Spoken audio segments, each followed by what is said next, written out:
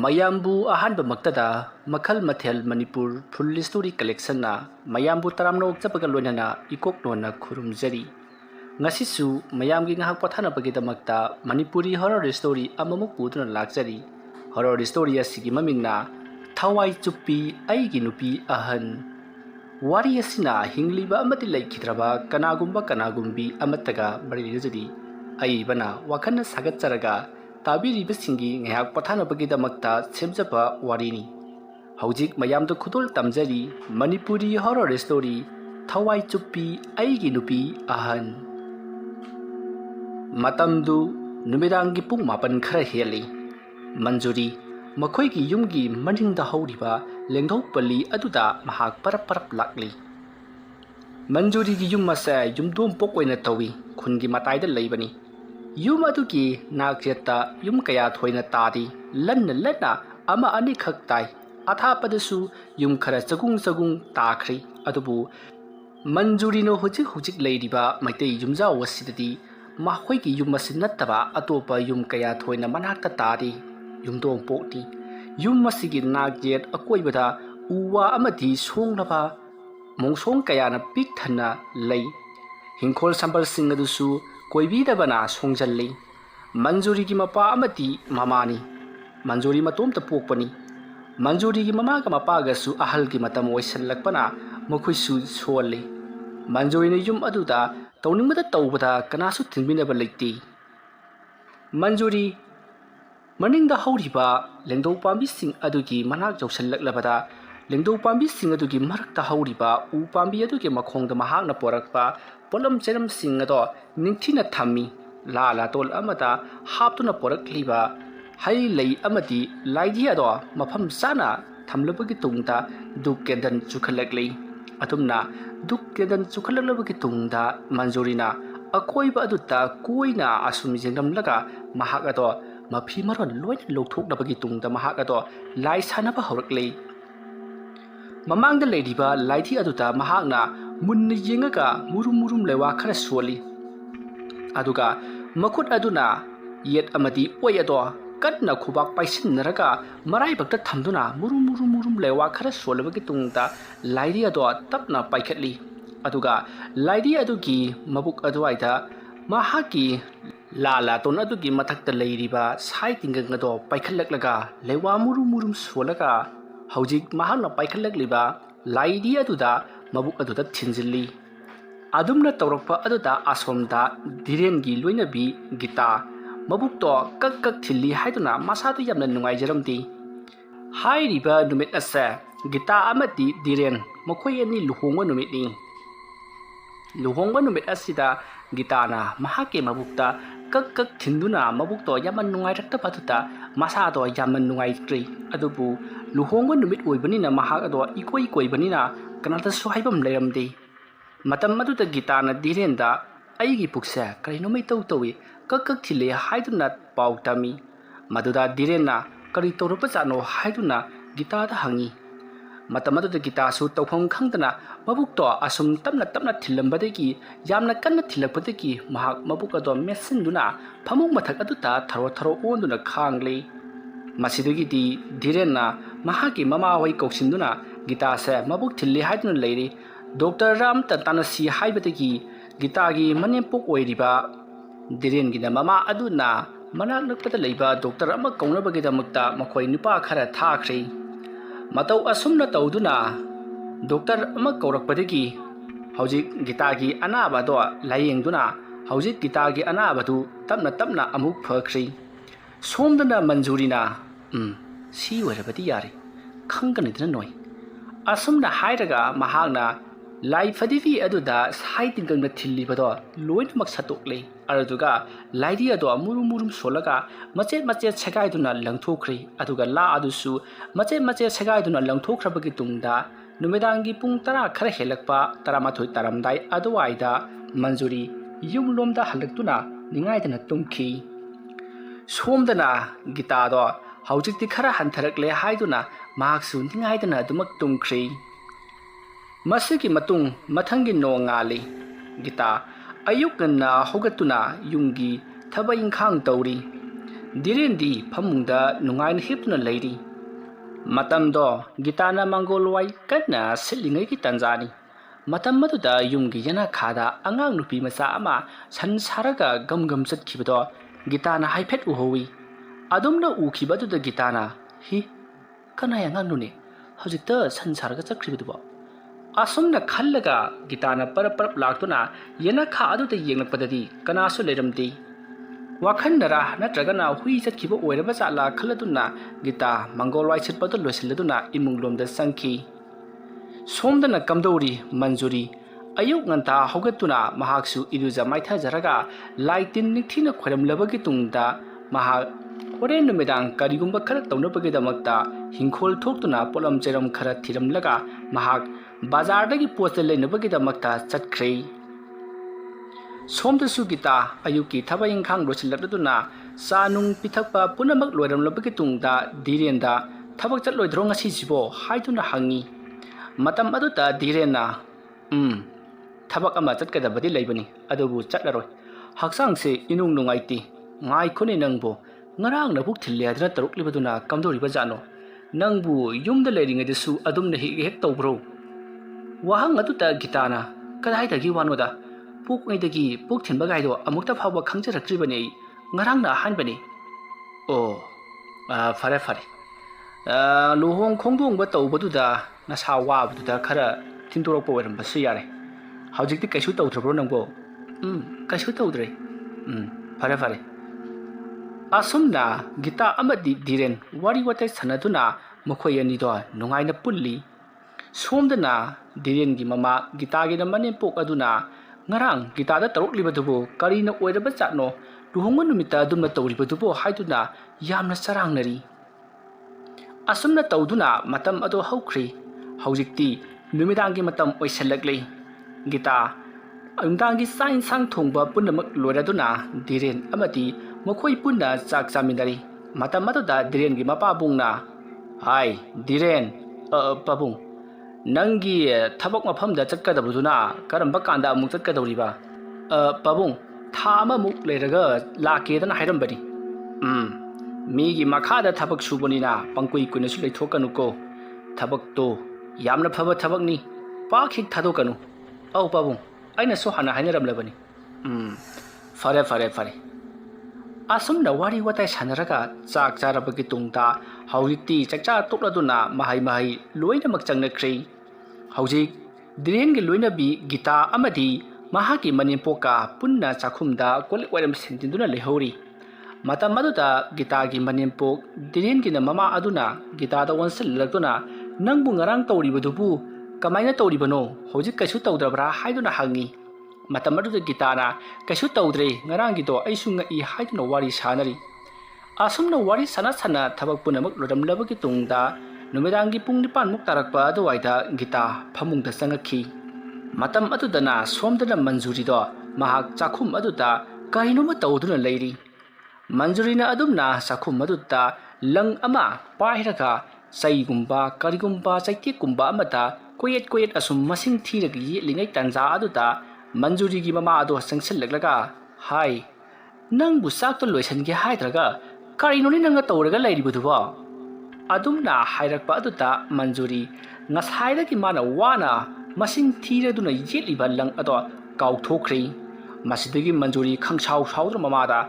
karino noi khoi sibo chak samngawri sibo samchani ngnu thongawro asum nairam laga manjuri phuk haugatuna magi kada chatki matam aduta manjuri gi mamana haima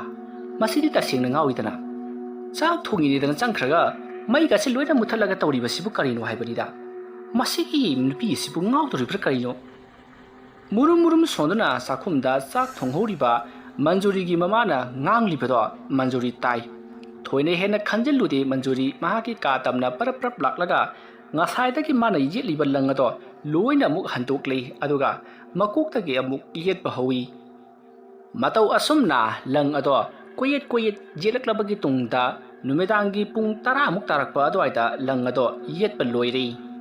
matam aduta manjurina langsingse yetpata kya da wakraba langkon chidi khara saurise lewa mantra sola sola gi yat pasida masing sing ai tang haita kaudna masi gi taret nipa lak sore na halisi madugi miyu sing dubu tumnam ladarane hoida tumnam lani asuk thinga sidabo asumna khallabagi tungda manjuri mahakna tawgadoriba polam jeram punamak sem saba punamak lorakladuna mahakna hek hek lai sanafam oiriba lengdau palida hauba upambi adugi makhong adugi manakta chatnabagi damakta sem sarakle matam aduda manjurina makoigi yumgi ahalaman singado loina tumkhrabra haiduna koilai leiduna jing'i matam aduda manjurigi mama amati mapabungsu nungaina tumkhrei asumna tumkhra haiba khanglakpadagi manjuri mahak ado maninglomda parap lakli asumna laklaga mahaki lengdo pali aduki manakta hauba upambi aduki makhongda sangsillaklaga manjurina polam cheram khara thiendona amuk thami asumna thamlabagi tungda manjurina khangani dana noi aina kari torokpagi haibado mathang yeng asumna hairaga manjurina ngasaidagi koyet yetuna masing thiduna leikraba langhum ado mardugi langhum aduki matonda mahakna karino khangdaba musin muba sangtak tawba saru sumanba ama lokthorklei aduga mahakna chukatuna thamliba candle adugi maingal aduda munna yenglaga candle adugi maingal aduda uru khara unglabagi tungda lewa khara solaga haujik mahakna kisanduna punkraba saru wai kari wai tawba machet ado langthoki asumne hek langthoki baga manjuri na ngasaidagi koyet jetuna paisin khiba langsak manba ugi machai chaitek ado matomta lang thadorokpa horakle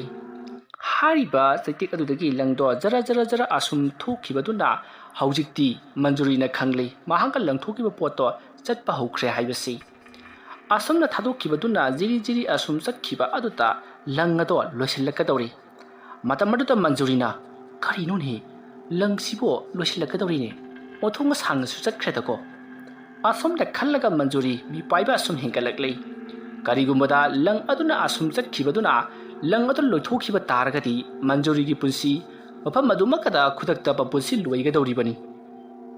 maram aduna manjuri masado pakhatpa haurai manjuri langado asum jara asum chatkibaduna loigadaba kharkhatamak ngairaba langon taraga nipan mapan muktamak ngairaba matam aduta langado chaplepki manjuri phunkatlamba sorado sangno hondai aduga lang ado mahakna lewa mantra sonduna leimaida yungselli adugi matungda manjurina candle ama pairaga lang adugi asum khongul liduna lakli asum lakpana makoigi khul adugi khwaigi maning thangba labuka tainaba lambi aduda hauba chauraba boroi pambi amagi makhongda lang adugi ngasai punkhiba saru machet manba ado taduna leiramle matamarda manjuri na changchillaktuna o mafam masal leiraboire khangidna dubudi asumna hairaga manjuri na mafam mado yamna khangnabagi tamakta sai ama yungduna thanamlabagi tungda mahak mayum lomda laklei asumna mayum lomda laklabagi tungda manjuri polam cheram khara amuk katholabagi tungda mahak lailo sillamlaga imung lomda amuk changaklei asumna tawduna haujikti manjuri tumkhrei mathangi nongali gita ayuki tawum thokpa thabak sing tawri aduga dirensu mahaki mamanaba khara unagadaba lei haduna chatkrei somdana manjuri do ayuk na haugatuna mi kana takhini ukhini khangkhini matagum parap lakli manjuri tawriba thabak singse mahaki laibak phaba haigadra khungi sidaita leiba naitom taba yung oibanina kanasu khangdi udi aduga ngarang mahakna boroi hauba pambi khulgi labuk adugi mataida leiba lambi adugi mapanda hauba boroi pambi amagi makhongde jungamba dusu hariba labuk ado haujikti mi kanasu kumnadaba amati lambi aduda kanasu chanadaba oibanina kananasu khangdi udi masidagidi manjuri yopak ama paiduna gamgam masum lakpana haujikti boroi adugi manakta ngarang mahakna junglamba sai adugi manakta yokselleklei matam aduta manjurina mafam aduta ningthina phamtharaga khuru leitana kullabagi tungda yopak adu thamlaga murum lewa khara soli asumna lewa khara solabagi tungda mahakna phug hawalaktuna yopak adu pairaga boroi aduki makhongdo tauba horei adumna tauringi tanja aduda kadomdagi no khangdi khul aduki nipa ama cycle tongduna lambi aduda thorei adumna thorokpa aduda nupa aduna manjuri na tronangbo adumna kaurakpa aduda ngasaidagi tungna kana lai mangda kana chatli nakandagi kana lai lambi sida kana chatli haiba hanna tuna yingdaba makai jom lebak tawriba manjuri phat onkhalei aduga nupa aduda tada de kadai chapirubno aido asida thabak ama chalubani adudida lambi sida samgrage haidana tharuklibani kari talibno nangbo asumna hairaga nupa ado saikandagi kumtharaga manjurina tawriba ado yengtuna ngahak lei matam aduda manjurina karisu tanba nateda asida kainoma sum tawramba jani adumna haibadu nupa aduna hai kariyuna sum tawrambana haibadu bo ha nangi sibu u chara phuibro wafam adu tabada manjurina hoi boroi pambi ma sum phukchirana ngai kho ne pambi de mata suudi nangi sidi phukke tobo mande thage tobo mali ne hai nangi sibu kari tawduri bonomi ai khoi daga haidok patan bare nangi sibo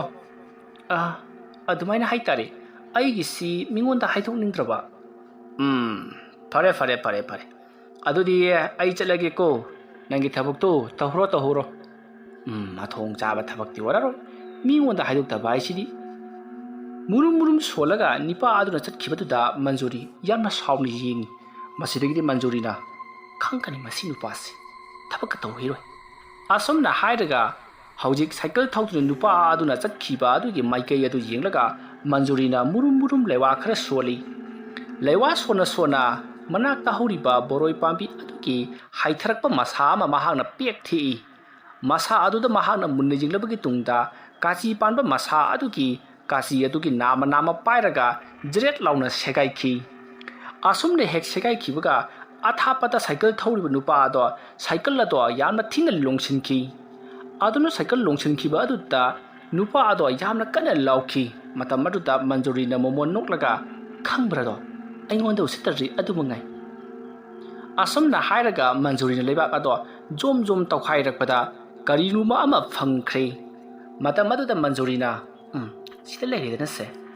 asumna hairaga boroi makong adudagi mahakna musin muba nung ama mahakna khullabagi tungda mayum lomda gam chatkhi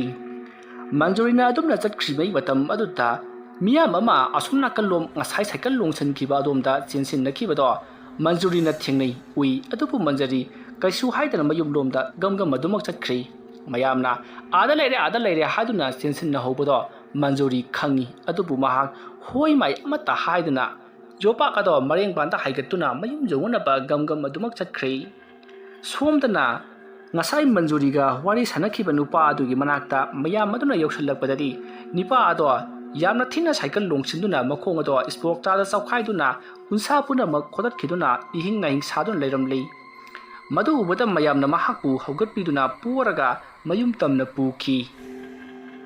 matam aduda nipa aduna kamaina tawdino khangdini aina sum chatlingeda cycle asgi mamangda haudongla kairo khangdi tobat sammaga chatkhi adudagi di cycle si kanana yalakpano khangdi tungdagi khangpan pallaga ta longkhat longa turaga mamangi spok trash ta khongji changaga lai khaibadagi se ihing na hing saredana se adumna hairakpaduda mayamna usa wasana panbo oramgani sigi lambi se di kedo chalurino ne asumna hainaraga mayamna mabu wari watai sanaduna ngang duna pukhi matam aduda mayamna kanana hana thingrai nusibo nangina taw jai ne haiduna hairuba aduda nupa aduna yungi miyoi sing phone tawduna kauraga arededa chatlibani haiduna wari sanari matawasumna nupa ado mayum lomda pukhi somda manjuri mayum jongna ba prap laklaga mayum hek jawbaga mahana hauchi boroi aduki makhongdagi mahana tawkhaiduna phanglakhiba nung amuba do imungda chat pusalei aduga mahaki kada mahana nung amuba du da munna yengi nung ado mamit supali manato sun panbugum tawri madu ubada manjurina khangidana masi leirabadi ai hekta hauba yare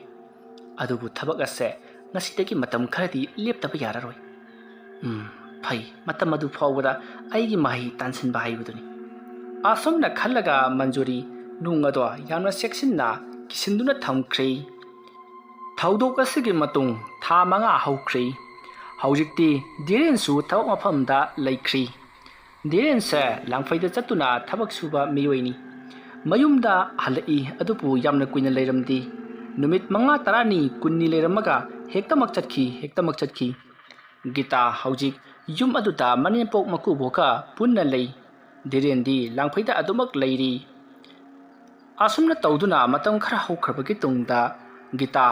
ꯅꯣꯡꯃ ꯅꯨꯃꯤꯗꯥꯡ ꯑꯃ ꯃꯍꯥꯛ ꯃꯁꯥ ꯀꯌꯥ ꯅꯨꯡꯉꯥꯏꯇꯦ ꯍꯥꯏꯗꯨꯅ ꯆꯥꯛꯀ ꯑꯃꯠꯇ ꯆꯥꯗꯕꯤꯗ ꯐꯃꯨꯡꯗ ꯍꯤꯞꯇꯨꯅ ꯂꯩꯔꯤꯉꯩ ꯃꯇꯝꯅꯤ ꯃꯇꯝꯗꯨ ꯄꯨꯡ 9 ꯇꯥꯔꯤ ꯒꯤꯇꯥ ꯎꯔꯣꯟ ꯁꯥꯔꯣꯟ ꯉꯥꯏꯍꯥꯛ ꯇꯨꯝꯊꯔꯨꯔꯤ ꯃꯇꯝ ꯑꯗꯨꯗ ꯒꯤꯇꯥꯒꯤ ꯀꯥꯡꯈꯗ ꯀꯅꯥꯒꯨꯝꯕ ꯑꯃ ꯂꯩꯕꯒꯤ ꯈꯣꯟꯖꯦꯜ ꯑꯃ ꯁꯣꯠ ꯂꯥꯎꯕ ꯈꯣꯟꯖꯦꯜ ꯑꯃ ꯇꯥꯔꯛꯈꯤ ꯃꯇꯝ ꯑꯗꯨꯗ ꯒꯤꯇꯥꯗꯣ ꯃꯃꯤꯠ ꯈꯪꯄꯥꯡ ꯄꯥꯡꯊꯣꯔꯛꯏ ꯑꯗꯨꯒ ꯃꯍꯥꯛꯅ ꯀꯔꯤꯅꯣꯅꯦ ꯍꯧꯖꯤꯛ ꯀꯥꯡꯈꯗ ꯁꯣꯠ ꯂꯥꯎꯕ ꯑꯃ ꯇꯥꯈꯤꯕꯗꯨꯕꯣ ꯏꯃꯥ ꯍꯣꯏꯗꯨꯕꯨ ꯇꯨꯝꯈ꯭ꯔꯕ ꯖꯥꯠꯂꯥ ꯑꯩꯅ ꯆꯥꯛ ꯆꯥꯅꯤꯡꯗꯦ ꯍꯥꯏꯕꯗꯨꯗ ꯃꯈꯣꯏꯁꯨ ꯍꯧꯗꯣꯔꯛꯇ꯭ꯔꯕ ꯖꯥꯠꯂꯥ ꯑꯁꯨꯝꯅ ꯈꯜꯂꯒ ꯒꯤꯇꯥ ꯐꯃꯨꯡꯗꯒꯤ ꯇꯞꯅ ꯀꯨꯝꯊꯔꯛꯂꯤ ꯑꯗꯨꯒ ꯃꯍꯥꯛꯅ ꯀꯥꯡꯈꯗ ꯍꯧꯗꯣꯡꯒ ꯂꯩꯕ ꯖꯥꯠꯂꯥ ꯍꯥꯏꯗꯨꯅ ꯄꯥꯛꯊꯔꯒ ꯇꯞꯅ ꯌꯦꯡꯂꯛꯏ ꯃꯇꯝ ꯑꯗꯨꯗ ꯀꯥꯡꯈ ꯑꯗꯨꯗ ꯀꯅꯥꯁꯨ ꯂꯩꯔꯝꯗꯦ ꯃꯇꯝ ꯑꯗꯨꯗ ꯒꯤꯇꯥꯅ ꯀꯅꯥꯁꯨ ꯂꯩꯇꯦꯅꯤ ꯑꯗꯨꯒ ꯁꯣꯠ ꯂꯥꯎꯔꯤꯕꯗꯨꯅ ꯀꯔꯤ ꯑꯣꯏꯔꯕꯖꯥꯠꯅꯣ ꯑꯁꯨꯝꯅ ꯈꯜꯂꯒ ꯒꯤꯇꯥ ꯐꯃꯨꯡꯗꯒꯤ ꯃꯍꯥꯛ ꯀꯨꯝꯊꯔꯗꯨꯅ ꯄꯔꯞ ꯃꯄꯥꯟꯂꯥꯡꯗ ꯊꯣꯔꯛꯂꯤ ꯑꯗꯨꯒ ꯌꯨꯝꯒꯤ ꯃꯤꯁꯤꯡ ꯇꯨꯝꯈ꯭ꯔꯕ꯭ꯔꯥ ꯍꯥꯏꯗꯨꯅ ꯀꯣꯏꯌꯦꯡ ꯌꯦꯡꯉꯤ ꯂꯣꯏꯅꯃꯛ ꯇꯨꯝꯈꯤꯔꯝꯕ ꯑꯗꯨꯗ ꯒꯤꯇꯥ ꯏꯁꯤꯡ ꯈꯔ ꯈꯧꯔꯥꯡꯉꯤ ꯈꯜꯂꯗꯨꯅ ꯆꯥꯛꯁꯪꯂꯣꯝꯗ ꯄꯔꯞ ꯂꯥꯛꯂꯒ ꯏꯁꯤꯡ ꯈꯔ ꯊꯛꯅꯕꯒꯤ ꯇꯧꯔꯤ ꯑꯗꯨꯝꯅ ꯃꯍꯥꯛꯅ ꯏꯁꯤꯡ ꯊꯛꯀꯦ ꯍꯥꯏꯗꯨꯅ ꯇꯧꯔꯤꯉꯩ ꯃꯇꯝ ꯑꯗꯨꯗ ꯃꯍꯥꯛꯀꯤ ꯃꯇꯨꯡꯗ ꯀꯅꯥꯒꯨꯝꯕ ꯑꯃ ꯁꯟ ꯁꯥꯔꯒ ꯒꯨꯗꯨꯡ ꯆꯠꯈꯤꯕꯗꯣ ꯒꯤꯇꯥꯅ ꯃꯈꯣꯜ ꯇꯥꯕꯗꯒꯤ ꯊꯛꯂꯤꯕ ꯏꯁꯤꯡꯗꯣ ꯆꯞ ꯂꯦꯞꯄꯒ ꯇꯨꯡꯂꯣꯝꯗ ꯁꯠ ꯂꯩꯊꯣꯛꯇꯨꯅ ꯌꯦꯡꯂꯛꯏ ꯑꯗꯨꯕꯨ ꯀꯅꯥꯁꯨ ꯆꯠꯈꯤꯗꯦ ꯑꯃꯗꯤ ꯀꯅꯥꯁꯨ ꯆꯠꯈꯤꯕꯒꯤ ꯁꯥꯎꯍꯨꯝ ꯂꯩꯈꯤꯗꯦ ꯃꯇꯝ ꯑꯗꯨꯗ ꯒꯤꯇꯥꯅ ꯀꯔꯤꯅꯣꯅꯦ ꯑꯩꯉꯣꯟꯗ ꯉꯁꯤ ꯇꯧꯔꯤꯕꯁꯤꯕꯣ ꯑꯩ ꯐꯃꯨꯡꯗ ꯂꯩꯍꯧꯕꯅ ꯐꯅꯤ ꯑꯗꯨꯝꯅ ꯈꯜꯂꯒ ꯒꯤꯇꯥ ꯃꯍꯥꯛꯅ ꯊꯛꯂꯤꯕ ꯏꯁꯤꯡꯗꯣ ꯊꯅꯝꯂꯒ ꯃꯍꯥꯛꯀꯤ ꯀꯥꯔꯣꯝꯗ ꯄꯔꯞ ꯂꯥꯛꯏ ꯃꯇꯝ ꯑꯗꯨꯗ ꯒꯤꯇꯥꯅ ꯃꯍꯥꯛꯀꯤ ꯀꯥ ꯇꯝꯅ ꯂꯥꯛꯄ ꯃꯇꯝ ꯑꯗꯨꯗ ꯃꯍꯥꯛꯅ ꯍꯧꯖꯤꯛ ꯊꯛꯂꯝꯕ ꯏꯁꯤꯡꯒꯤ ꯒ꯭ꯂꯥꯁ ꯑꯗꯣ ꯂꯩꯃꯥꯏꯗ ꯇꯥꯈꯤꯕꯒꯤ ꯑꯍꯧꯕ ꯈꯣꯟꯖꯦꯜ ꯑꯃ ꯇꯥꯈꯤ ꯈꯣꯟꯖꯦꯜ ꯑꯗꯨ ꯇꯥꯕꯗ ꯇꯨꯝꯗꯨꯅ ꯂꯩꯔꯝꯕ ꯒꯤꯇꯥꯒꯤ ꯃꯅꯦꯝꯄꯣꯛ ꯑꯃꯗꯤ ꯃꯀꯨꯕꯣꯛ ꯑꯗꯨꯁꯨ ꯍꯧꯒꯠꯂꯛꯂꯤ ꯑꯗꯨꯒ ꯍꯥꯏ ꯀꯩꯗꯧꯔꯒꯦꯅꯦꯍꯦ ꯍꯥꯏꯗꯨꯅ ꯃꯈꯣꯏꯁꯨ ꯒꯤꯇꯥꯗꯣ ꯇꯨꯁꯤꯟ ꯀꯣꯠꯁꯤꯟꯕ ꯌꯥꯎꯔꯕ ꯖꯥꯠꯂꯥ ꯍꯥꯏꯗꯨꯅ ꯃꯈꯣꯏꯁꯨ ꯀꯥꯗꯒꯤ ꯕ꯭ꯔꯨꯡ ꯆꯦꯟꯊꯣꯔꯛꯏ ꯃꯇꯝ ꯑꯗꯨꯗ ꯒꯤꯇꯥꯅ ꯂꯦꯞꯂꯒ ꯂꯩꯔꯝꯕꯗꯨꯗ ꯒꯤꯇꯥꯒꯤ ꯃꯅꯦꯝꯄꯣꯛꯅ ꯑꯥꯏ ꯀꯩꯗꯧꯔꯦ ꯏꯕꯦꯝꯃ ꯅꯪꯗꯤ ꯇꯨꯝꯕ ꯌꯥꯗ꯭ꯔꯕ꯭ꯔꯣ ꯍꯧꯖꯤꯛ ꯑꯍꯧꯕ ꯃꯈꯣꯜ ꯑꯃ ꯇꯥꯈ꯭ꯔꯤꯕꯗꯨꯅ ꯀꯔꯤꯅꯣ ꯑꯗꯨꯝꯅ ꯍꯪꯂꯛꯄꯗꯨꯗ ꯒꯤꯇꯥꯅ ꯏꯃꯥ ꯑꯩꯅ ꯆꯥꯛꯁꯪꯗ ꯏꯁꯤꯡ ꯊꯛꯑꯝꯕꯩꯅꯦ ꯑꯗꯣ ꯏꯁꯤꯡꯒꯤ ꯀꯣꯜꯗꯣ ꯑꯩꯁꯨ ꯐꯅ ꯅꯤꯡꯊꯤꯅ ꯊꯅꯝꯕꯅꯦ ꯀꯃꯥꯏꯅ ꯇꯥꯏꯅꯣ ꯈꯪꯗꯦ ꯑꯁꯨꯝꯅ ꯍꯥꯏꯔꯛꯄ ꯑꯗꯨꯗ ꯒꯤꯇꯥꯒꯤ ꯃꯅꯦꯝꯄꯣꯛ ꯑꯃꯗꯤ ꯃꯀꯨꯕꯣꯛꯅ ꯇꯥꯁꯅꯨ ꯑꯗꯨꯕꯨ ꯑꯣꯏꯔꯗꯤ ꯑꯩ ꯈꯨꯡꯒꯠꯂꯨꯒꯦ ꯑꯁꯨꯝꯅ ꯍꯥꯏꯔꯒ ꯒꯤꯇꯥꯒꯤ ꯃꯀꯨꯕꯣꯛ ꯑꯗꯣ ꯄꯔꯞ ꯆꯥꯛꯁꯪꯗ ꯆꯠꯈꯤ ꯃꯇꯝ ꯑꯗꯨꯗ ꯆꯥꯛꯁꯪꯗꯒꯤ ꯃꯀꯨꯕꯣꯛꯅ ꯍꯥꯏ ꯅꯪꯅ ꯊꯛꯄ ꯏꯁꯤꯡ ꯒꯤꯂꯥꯁꯇꯨꯗꯤ ꯑꯗꯨꯝ ꯃꯊꯛꯇ ꯂꯩꯔꯤꯅꯦ ꯀꯔꯤꯝꯇꯁꯨ ꯇꯥꯗꯅ ꯑꯗꯨꯝꯅ ꯍꯥꯏꯔꯛꯄꯗꯨꯗ ꯒꯤꯇꯥꯅ ꯑꯗꯨꯗꯤ ꯑꯩꯁꯨ ꯈꯪꯗ꯭ꯔꯦ ꯄꯥꯕꯨꯡ ꯍꯥꯏꯗꯨꯅ ꯈꯨꯝꯃꯤ ꯃꯗꯨꯗꯒꯤꯗꯤ ꯒꯤꯇꯥꯒꯤ ꯃꯀꯨꯕꯣꯛꯇꯣ ꯆꯥꯛꯁꯪꯗꯒꯤ ꯊꯣꯛꯂꯛꯂꯒ ꯐꯔꯦꯁꯦ ꯅꯪꯁꯨ ꯇꯨꯝꯖꯔꯨꯔꯣ ꯑꯩꯈꯣꯏꯁꯨ ꯇꯨꯝꯂꯨꯔꯒꯦ ꯑꯁꯨꯝꯅ ꯍꯥꯏꯔꯝꯂꯒ ꯒꯤꯇꯥꯒꯤ ꯃꯅꯦꯝꯄꯣꯛ ꯑꯃꯗꯤ ꯃꯀꯨꯕꯣꯛꯇꯣ ꯆꯪꯈ꯭ꯔꯤ ꯃꯇꯝ ꯑꯗꯨꯗ ꯒꯤꯇꯥꯁꯨ ꯃꯈꯣꯏꯒꯤ ꯀꯥꯗ ꯇꯞꯅ ꯂꯥꯛꯄꯅ ꯍꯧꯖꯤꯛꯇꯤ ꯐꯃꯨꯡ ꯌꯧꯔꯗꯨꯅ ꯐꯃꯨꯡꯗ ꯀꯥꯈꯠꯇꯨꯅ ꯐꯩꯖꯨꯞ ꯆꯤꯡꯈꯠꯇꯨꯅ ꯇꯨꯃꯤꯟꯅ ꯂꯣꯡꯗꯨꯅ ꯂꯩꯔꯤ ꯑꯗꯨꯒ ꯀꯔꯤꯅꯣ ꯉꯁꯤ ꯑꯩꯉꯣꯟꯗ ꯊꯣꯛꯂꯤꯕꯁꯤꯕꯣ ꯍꯧꯖꯤꯛ ꯇꯥꯈꯤꯕ ꯒꯤꯂꯥꯁ ꯇꯥꯈꯤꯕꯒꯤ ꯑꯍꯧꯕ ꯃꯈꯣꯜ ꯑꯗꯨꯅ ꯀꯔꯥꯏꯗꯒꯤꯅꯣ ꯍꯥꯏꯗꯨꯅ ꯃꯍꯥꯛ ꯃꯑꯣꯟ ꯀꯌꯥ ꯑꯃ ꯈꯜꯂꯤ ꯑꯁꯨꯝꯅ ꯈꯜꯂꯝꯕꯗꯒꯤ ꯃꯍꯥꯛ ꯑꯗꯣ ꯑꯃꯨꯛ ꯇꯨꯝꯅꯤꯡꯂꯛꯂꯗꯨꯅ ꯑꯃꯨꯛ ꯇꯨꯝꯊꯈ꯭ꯔꯤ ꯁꯣꯝꯗꯅ ꯀꯝꯗꯧꯔꯤ ꯃꯟꯖꯨꯔꯤ ꯃꯍꯥꯛ ꯑꯗꯣ ꯃꯣꯃꯣꯟ ꯅꯣꯛꯇꯨꯅ ꯊꯕꯛ ꯀꯌꯥ ꯑꯃ ꯇꯧꯔꯤ ꯃꯇꯝ ꯑꯗꯨꯗ ꯃꯟꯖꯨꯔꯤꯅ ꯐꯩ ꯈꯪꯒꯅꯤꯗꯅ ꯉꯁꯤꯗꯤ ꯅꯪꯒꯤ ꯏꯕꯨꯛꯅꯨꯡꯗ ꯅꯥꯎꯄꯨꯔꯤꯕ ꯑꯉꯥꯡ ꯑꯗꯣ ꯂꯣꯏꯁꯤꯜꯂꯒꯦ ꯈꯪꯒꯅꯤ ꯑꯁꯨꯝꯅ ꯃꯟꯖꯨꯔꯤꯅ ꯈꯜꯂꯕꯒꯤ ꯇꯨꯡꯗ ꯃꯍꯥꯛꯅ ꯁꯥꯗꯨꯅ ꯊꯝꯂꯤꯕ ꯃꯤꯔꯣꯟꯕꯤ ꯂꯥꯏꯙꯤꯕꯤ ꯑꯗꯣ ꯃꯍꯥꯛꯅ ꯇꯞꯅ ꯄꯥꯏꯈꯠꯂꯤ ꯑꯗꯨꯝꯅ ꯄꯥꯏꯈꯠꯂꯕꯒꯤ ꯇꯨꯡꯗ ꯃꯍꯥꯛꯅ ꯅꯣꯛꯐꯦꯠ ꯇꯧꯗꯨꯅ ꯌꯦꯡꯉꯤ ꯑꯗꯨꯒ ꯃꯍꯥꯛꯅ ꯃꯨꯔꯨꯝ ꯂꯩꯋꯥ ꯈꯔ ꯁꯣꯜꯂꯒ ꯉꯍꯥꯟꯋꯥꯏꯗ ꯃꯍꯥꯛꯅ ꯕꯣꯔꯣꯏ ꯃꯈꯣꯡꯗꯒꯤ ꯂꯩꯕꯥꯛ ꯇꯧꯈꯥꯏꯔꯒ ꯂꯩꯅꯨꯡꯗꯒꯤ ꯀꯣꯊꯣꯔꯛꯈꯤꯕ amuba nung amuba do mahana tapna lewa solaga miron bi laidibi aduda mahaki mabuk aduda mahaki nung aduna koina tapna asum nali adumna torokpaduta somda gita do ningaidana tumduna lerambadagi mabuk aduta kanagumba amanna nalakpadongma torokpadagi mahak ado mikap khangthok tholai adumna mikap khangthok tholakpada mahaki mabuk aduta kanagumba amanna khubakna nalakpagum torokpa aduta gita karino haiduda mapi haidoktuna yengi adubu kanamata di pairamdi adubu haujiksu mabuk aduta kanagumba amanna pairakpagum tawrakli aduma torokpaduda gita do kiba amadi pakhatkuna mahaki manimpu adubu kanna kauri ima ai kaino ma tawre haiduna somdana manjuri momon noi matamaduda manjurina mahaki nungaina tumluraba janitana tawri si yengune makut masa khasi parang songba horukledana fai khangloitraduna asumna manjurina momon noktuna murum lewa khara sonduna hairamlabagi tungda mahaki makut aduna laibadibi mironbi adugi mabuk adutta mahaki makut khubiga khudombigena chawkhaiba mekhaiba hori aduma torokpa aduda somdana gitado mabuk aduda kanagumba amana mekhaiba leikhairakpa thinjillakpa kaya torokpadongna mahake mabuk ado wokhairi aduma torokpa aduda gitadi chaina khol aduna khangba ngamraduna mahakte kanna launa kaplakli matam aduda gitagi manipuk amadi makubok sustensil lagtuna kari tore haiduna hangi matam aduda gitana aigi pukse yamna chakle yamna nare kainoma tawre kanagumba amana aigi puksida kauksinba thinjinba neikhaiba okhaiba kayama tawrakle ai khangba ngamjre ai sidore haiduna kanna law khongduna kapli adumna tawrakpa aduta thangnabada leiba yumgi misingsu taraduna matamdo pangthenga thingbana tribanina loina mak chensilakuna kari tawre haiduna hangdari matam aduda gitagi makubokna thong hangdoktuna imong nupi se karinuma tawre mabuk thilli haiduna yamna kanna lawre haiduna tamli wafam adu tabada mayamna adu warabadi doctor da pukhasi haiduna mayam gwari wainaduna gari da kakhatuna haujikti gitado doctor tamna pukhri adu bu gitadi chaina khol aduna khangba ngamdraduna gita mamit usinkhri wanthakri masidagi di mayam changduna gitabu hospital da pukhalakli hospital zawrabada gitado operation theater da insinkhri somdana manjurina tas kamthawi haujikti aigi ningba thungle asumna hairaga mahana sanariba laising ado loina loisilli asumna lai sanaba loisillabagi tungda mahaga do mayum lomda parap amuk changkhri somdana kamdauri gita do operation theater dagi pakna puthurakti matamaduda gitagi manimpo makubo ado yama thawai wajari matamaduda gitagi mapuroiba direna phone tawraktuna gitagi mamada ima karinoina tari pauksibo gitado kedawre haibano haiduna hanglakli matamaduda direngi mamana tholiba thodoksinga adugi matangda wari liduna khangkankhri matamadu direna adu warabadi ai hayeng ayu ganta ai lake hairamlaga phone ado thamnari aduga karigumda gitana puthorokpaga mahapu phone paihalla u hairamlaga phone ado thamkhibani masigi matung gita operation theater dagi inthorakle matamaduta gitagi manipokna doctor da karino aikhoigi imung nupi asibo kaidorage haiduna hangi matmatuna doctor na mahaki kadawada laklo hairamlaga chatkhri masidagi ti gitagi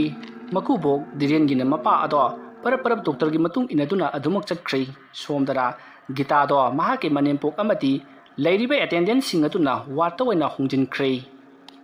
madugi matung dengi mapabongna doctor da hauji kari karam tawrage imong nupi se kasu thokpa tawrodra haiduna hangi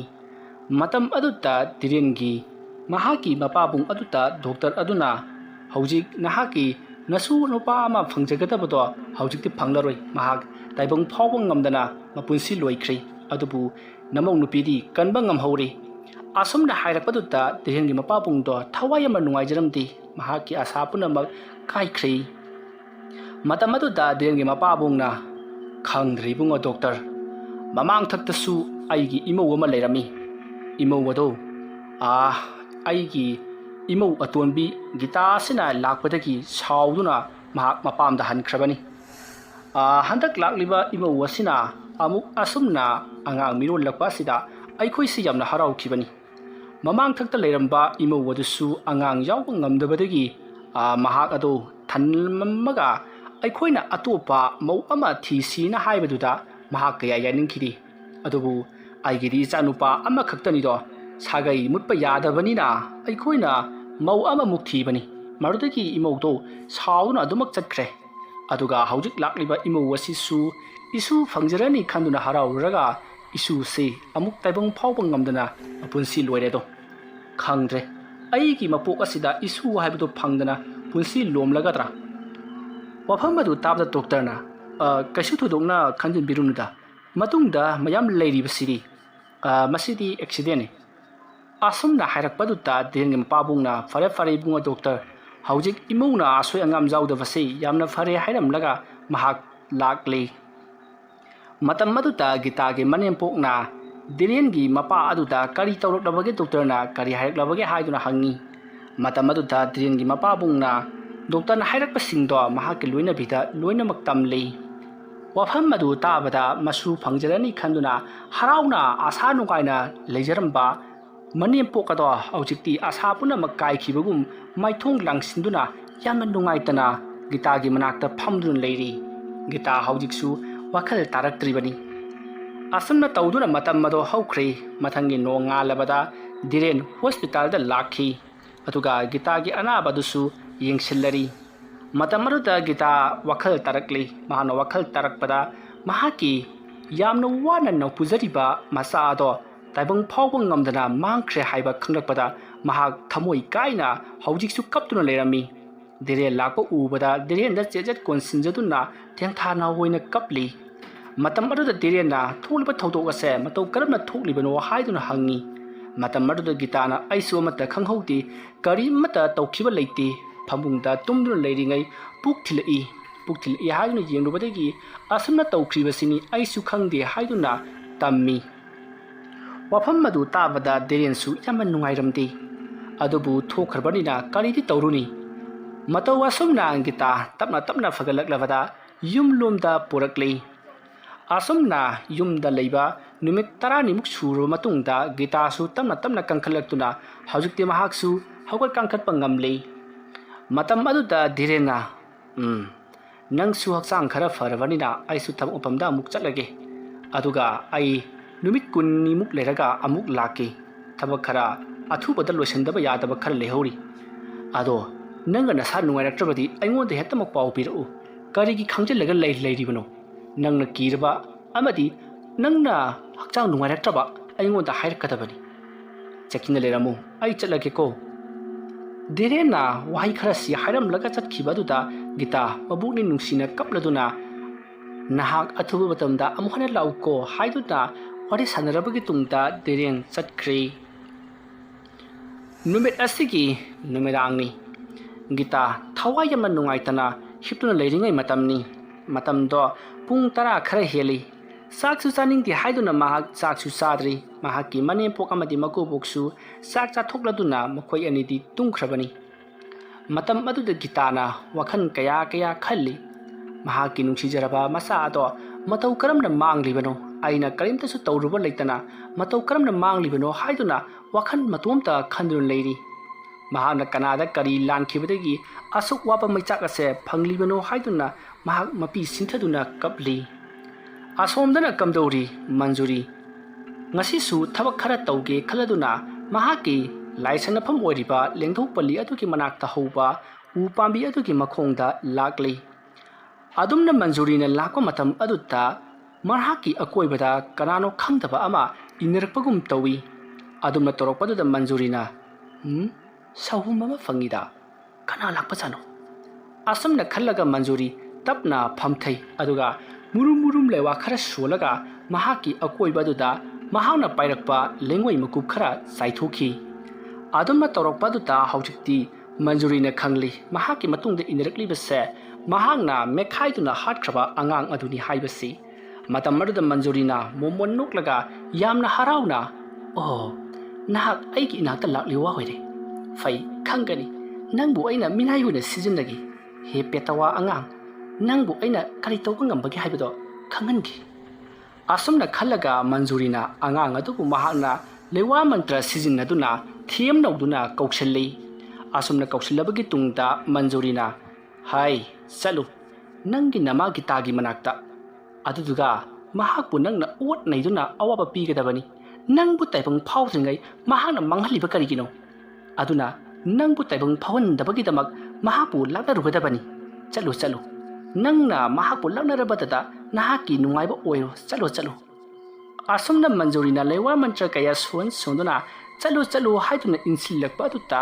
mahaki manakta leiramba phatraba onkraba angang ado haujikti mafam marang khangdana mangkhri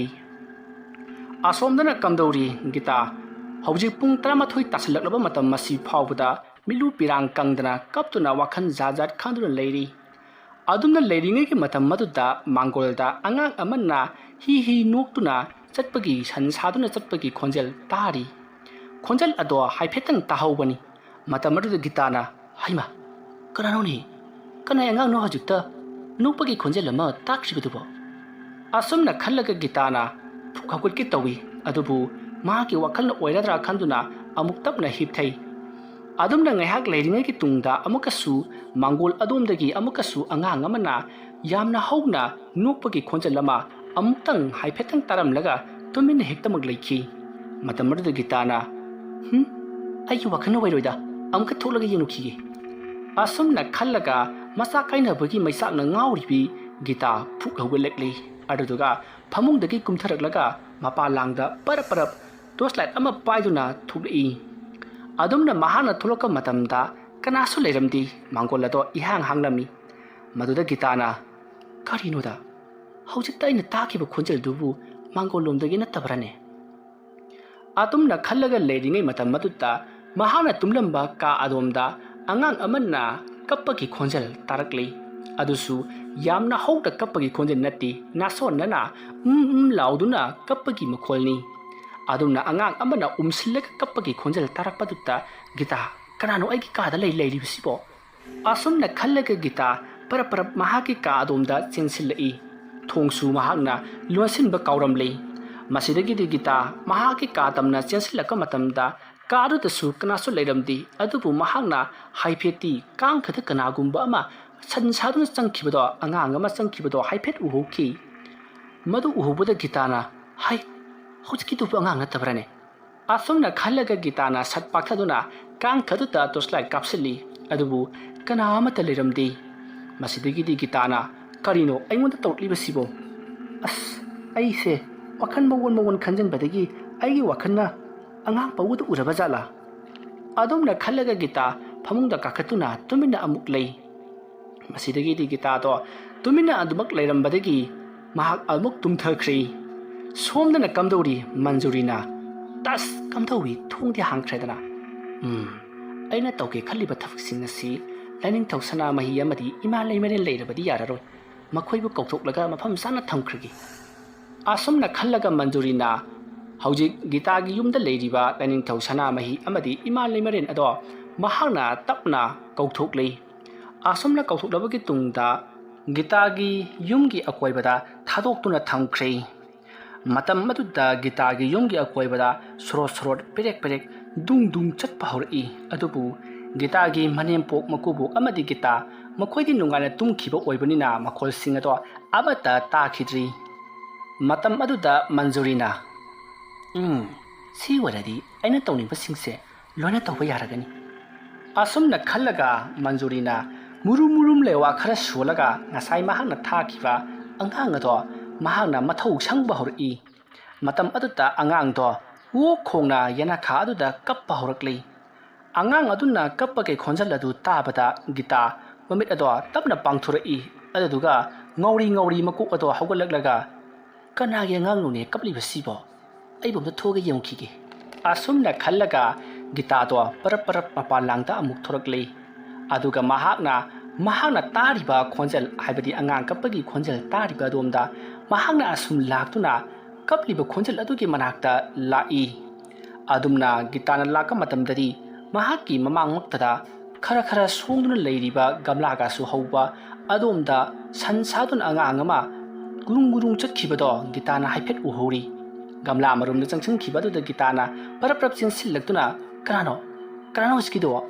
asomna haraga mahagna gamla marum adu da yengrubadadi angang ama makok ado mathak makha othoknaraga makong adusu mamai makok onthoknarabagi tungda maya ado ihi higatuna mamet ado ngsangnangna panglaga gitada munna yengduna leiramli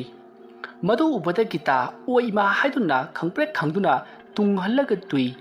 adumna mahana tunghallaga tuba aduta angang ado sansaduna brang chinsillatuna gitagi makhori charam aduta maya aduna chongchillatuna chi adumna tawbatu gitado saina kholaduna khangmang ngamdraduna yamna kana leibagi aipu amukta kanbiyo haiduna lawge tawki adubu mahana lawribado khonjelama ta thokidrei masidigi gita pakhatpa kimanbe hemanbana masa ado sansara saraduna mahaki yumadugi manunglomda chinsenabagi damakta tawrei adumna torko matam maduta mahaki matungda makhorida koichat chatuna amadi koinab naptuna leiriba angang aduna haujikti gitagi mangaksam aduda yasan khiduna haujikti gita ado sor honbo wasalakli angang aduna napsan khiba aduna sor honbo wasalaklaba gitana mahaki yum manung phawbadang jawrabadi manepo makubuki kada sangsinduna mahapu kanbinaba haijerugi khalladuna gita ado wana mangol gidari phawbadi yoksalakli adubu khanghaudana gitagi masa manung aduta angang ado sangkhri masidagi gita ado sor honba ngamkhidri thabak ado mai hauna saklakli aduda natana masa ado humang anapi kangkhalakpada natana sor funjinkhri aduma torokpaduta gita ado mahak waman khibuna mamita haigalatuna gita ado mamit ngangsangangduna laimaida haithakri adumna haithakhiba aduta mangol kafam oiriba mangolgi istiar aduta makok rejection duna tubadagi lukhamgi saruk kaiduna khudakta gita mapunsi loiri adumne hek loikhibaga angang ado thoraktuna yum adugi akoibada no khiduna kuichin chenkhi somdana manjurina tas kamdauri amadi satpa hauredana khangani nakhoi ibungda lakpa mokudima aina mathang satki yemu asomna hairamlaga manjurina mahana sanariba lai sanabado loisallabake tungda mahaki yumlomda parap sangkhri asomna tawdura haujikti matam adu hokri mathangi no ngalakpada gitagi manimpok ado nganta hogatuna mapalonda thori mahana mapalanga thorko matamda thongado ihang hanglaga leiramba aduta gitagi manimpok aduna haima imuksi masa nungaiti suharaga nganta hogatuna thabak taw hai kaino sidi asomna gitagi manimpok aduna ngangla dang thulakpada gitana istiar aduta ihingna hing saduna longkhak longa tarambadu ubada pakhatladuna kana leibage imau sire haiduna koilau lauki matam aduta phamungda tumdun leramba direngi mapabung gitagi da makobuk adusu hai kaidona ba yauragene haiduna senthurei matam aduta gitana oramliba phiba mado makoisu ure masidagidi gitagi manimpokna kanna lauduna gitabu haudokli kap lauduna imuwema nanga toriba sibu karino haiduna aduma launobage makholadu tabada lekai miyamsu loinamak chensendarakle aduga karijo torimli bisidi haiduna makoi sungakli hairiba gitasibagi pawase manjuri su tari manjuri danatana dirensu tari dirensu mahak khudakta latuna gitana oramliba mawung asida mahaksu tengthana oina kapli aduga matau karamna thodok ase thokribano haiduna mama mapa da hangjari adubu mama mapa sing aduna su aikoi su khangaudri nongalakpada asumna toromliba sini haiduna pau tamli adubu direnna aina yumda lejaram labadi gita se siam loidabani haiduna kanna tengthana oina kapli asumna tawduna haujikti thawai yaudraba gita do asum thambadi yadabanina mahaki mathau mangam gidamak thangdokri asumna tawduna mahaki haunabi matungina mahakpu poloikhi asumna gitana poloiba numit aduda amuk toiba kwaksing yam lakna khongki aduda natana gitagi poloiba numit aduda yauki miyoisingna hainabada mang adugi akoibada angangna kaptuna senbagi makhol takhi haiduna hainakhi gitagi mathau mangam tawba pungloi loirabagi tungda magi yumda poloiba yaubasingdo loinamak chatnakhri diren gita kaina bagi mechangna masado angawbugum kari tawbuna buno khangdana mangduna atumak leikhi adubu ꯍꯧꯖꯤꯛꯇꯤ ꯊꯧꯗꯣꯛ ꯑꯗꯣ ꯊꯣꯛꯈ꯭ꯔꯕꯅꯤꯅ ꯀꯔꯝꯃꯗꯤ ꯇꯧꯅꯤ ꯍꯪꯒꯠꯄ ꯌꯥꯔꯣꯏꯗꯕ ꯄꯨꯟꯁꯤꯒꯤ ꯇꯥꯡꯀꯛ ꯑꯃꯅꯤ ꯈꯟꯗꯨꯅ ꯃꯍꯥꯛ ꯑꯗꯣ ꯇꯧꯈꯤꯕꯁꯤꯡ ꯑꯗꯨꯕꯨ ꯀꯥꯎꯊꯣꯛꯅꯕꯒꯤꯗꯃꯛꯇ ꯇꯞꯅ ꯇꯞꯅ ꯍꯣꯠꯅꯔꯤ ꯃꯇꯧ ꯑꯁꯨꯝꯅ ꯇꯧꯗꯨꯅ ꯍꯧꯖꯤꯛꯇꯤ ꯃꯇꯝ ꯑꯁꯨꯝ ꯍꯧꯈꯤꯕꯅ ꯆꯍꯤ ꯑꯃ ꯍꯦꯟꯅ ꯍꯧꯖꯤꯟꯈ꯭ꯔꯦ ꯍꯧꯖꯤꯛꯇꯤ ꯃꯟꯖꯨꯔꯤꯁꯨ ꯃꯍꯥꯛꯅ ꯇꯧꯔꯝꯕ ꯊꯕꯛꯁꯤꯡ ꯑꯗꯣ ꯃꯇꯝ ꯈꯔꯗꯤ ꯂꯦꯞꯂꯤ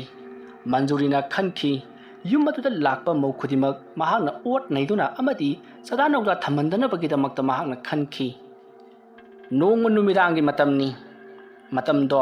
ꯃꯟꯖꯨꯔꯤ ꯍꯛꯆꯥꯡ ꯀꯌꯥ ꯅꯨꯡꯉꯥꯏꯇꯦ ꯍꯥꯏꯗꯨꯅ ꯍꯤꯞꯇꯨꯅ ꯂꯩꯔꯤꯉꯩ ꯃꯇꯝꯅꯤ ꯃꯇꯝ ꯑꯗꯨꯗ ꯃꯟꯖꯨꯔꯤꯅ ꯍꯧꯈ꯭ꯔꯕ ꯄꯨꯟꯁꯤꯒꯤ ꯇꯥꯡꯀꯛꯁꯤꯡ ꯑꯗꯣ ꯅꯤꯡꯁꯤꯡꯂꯛꯏ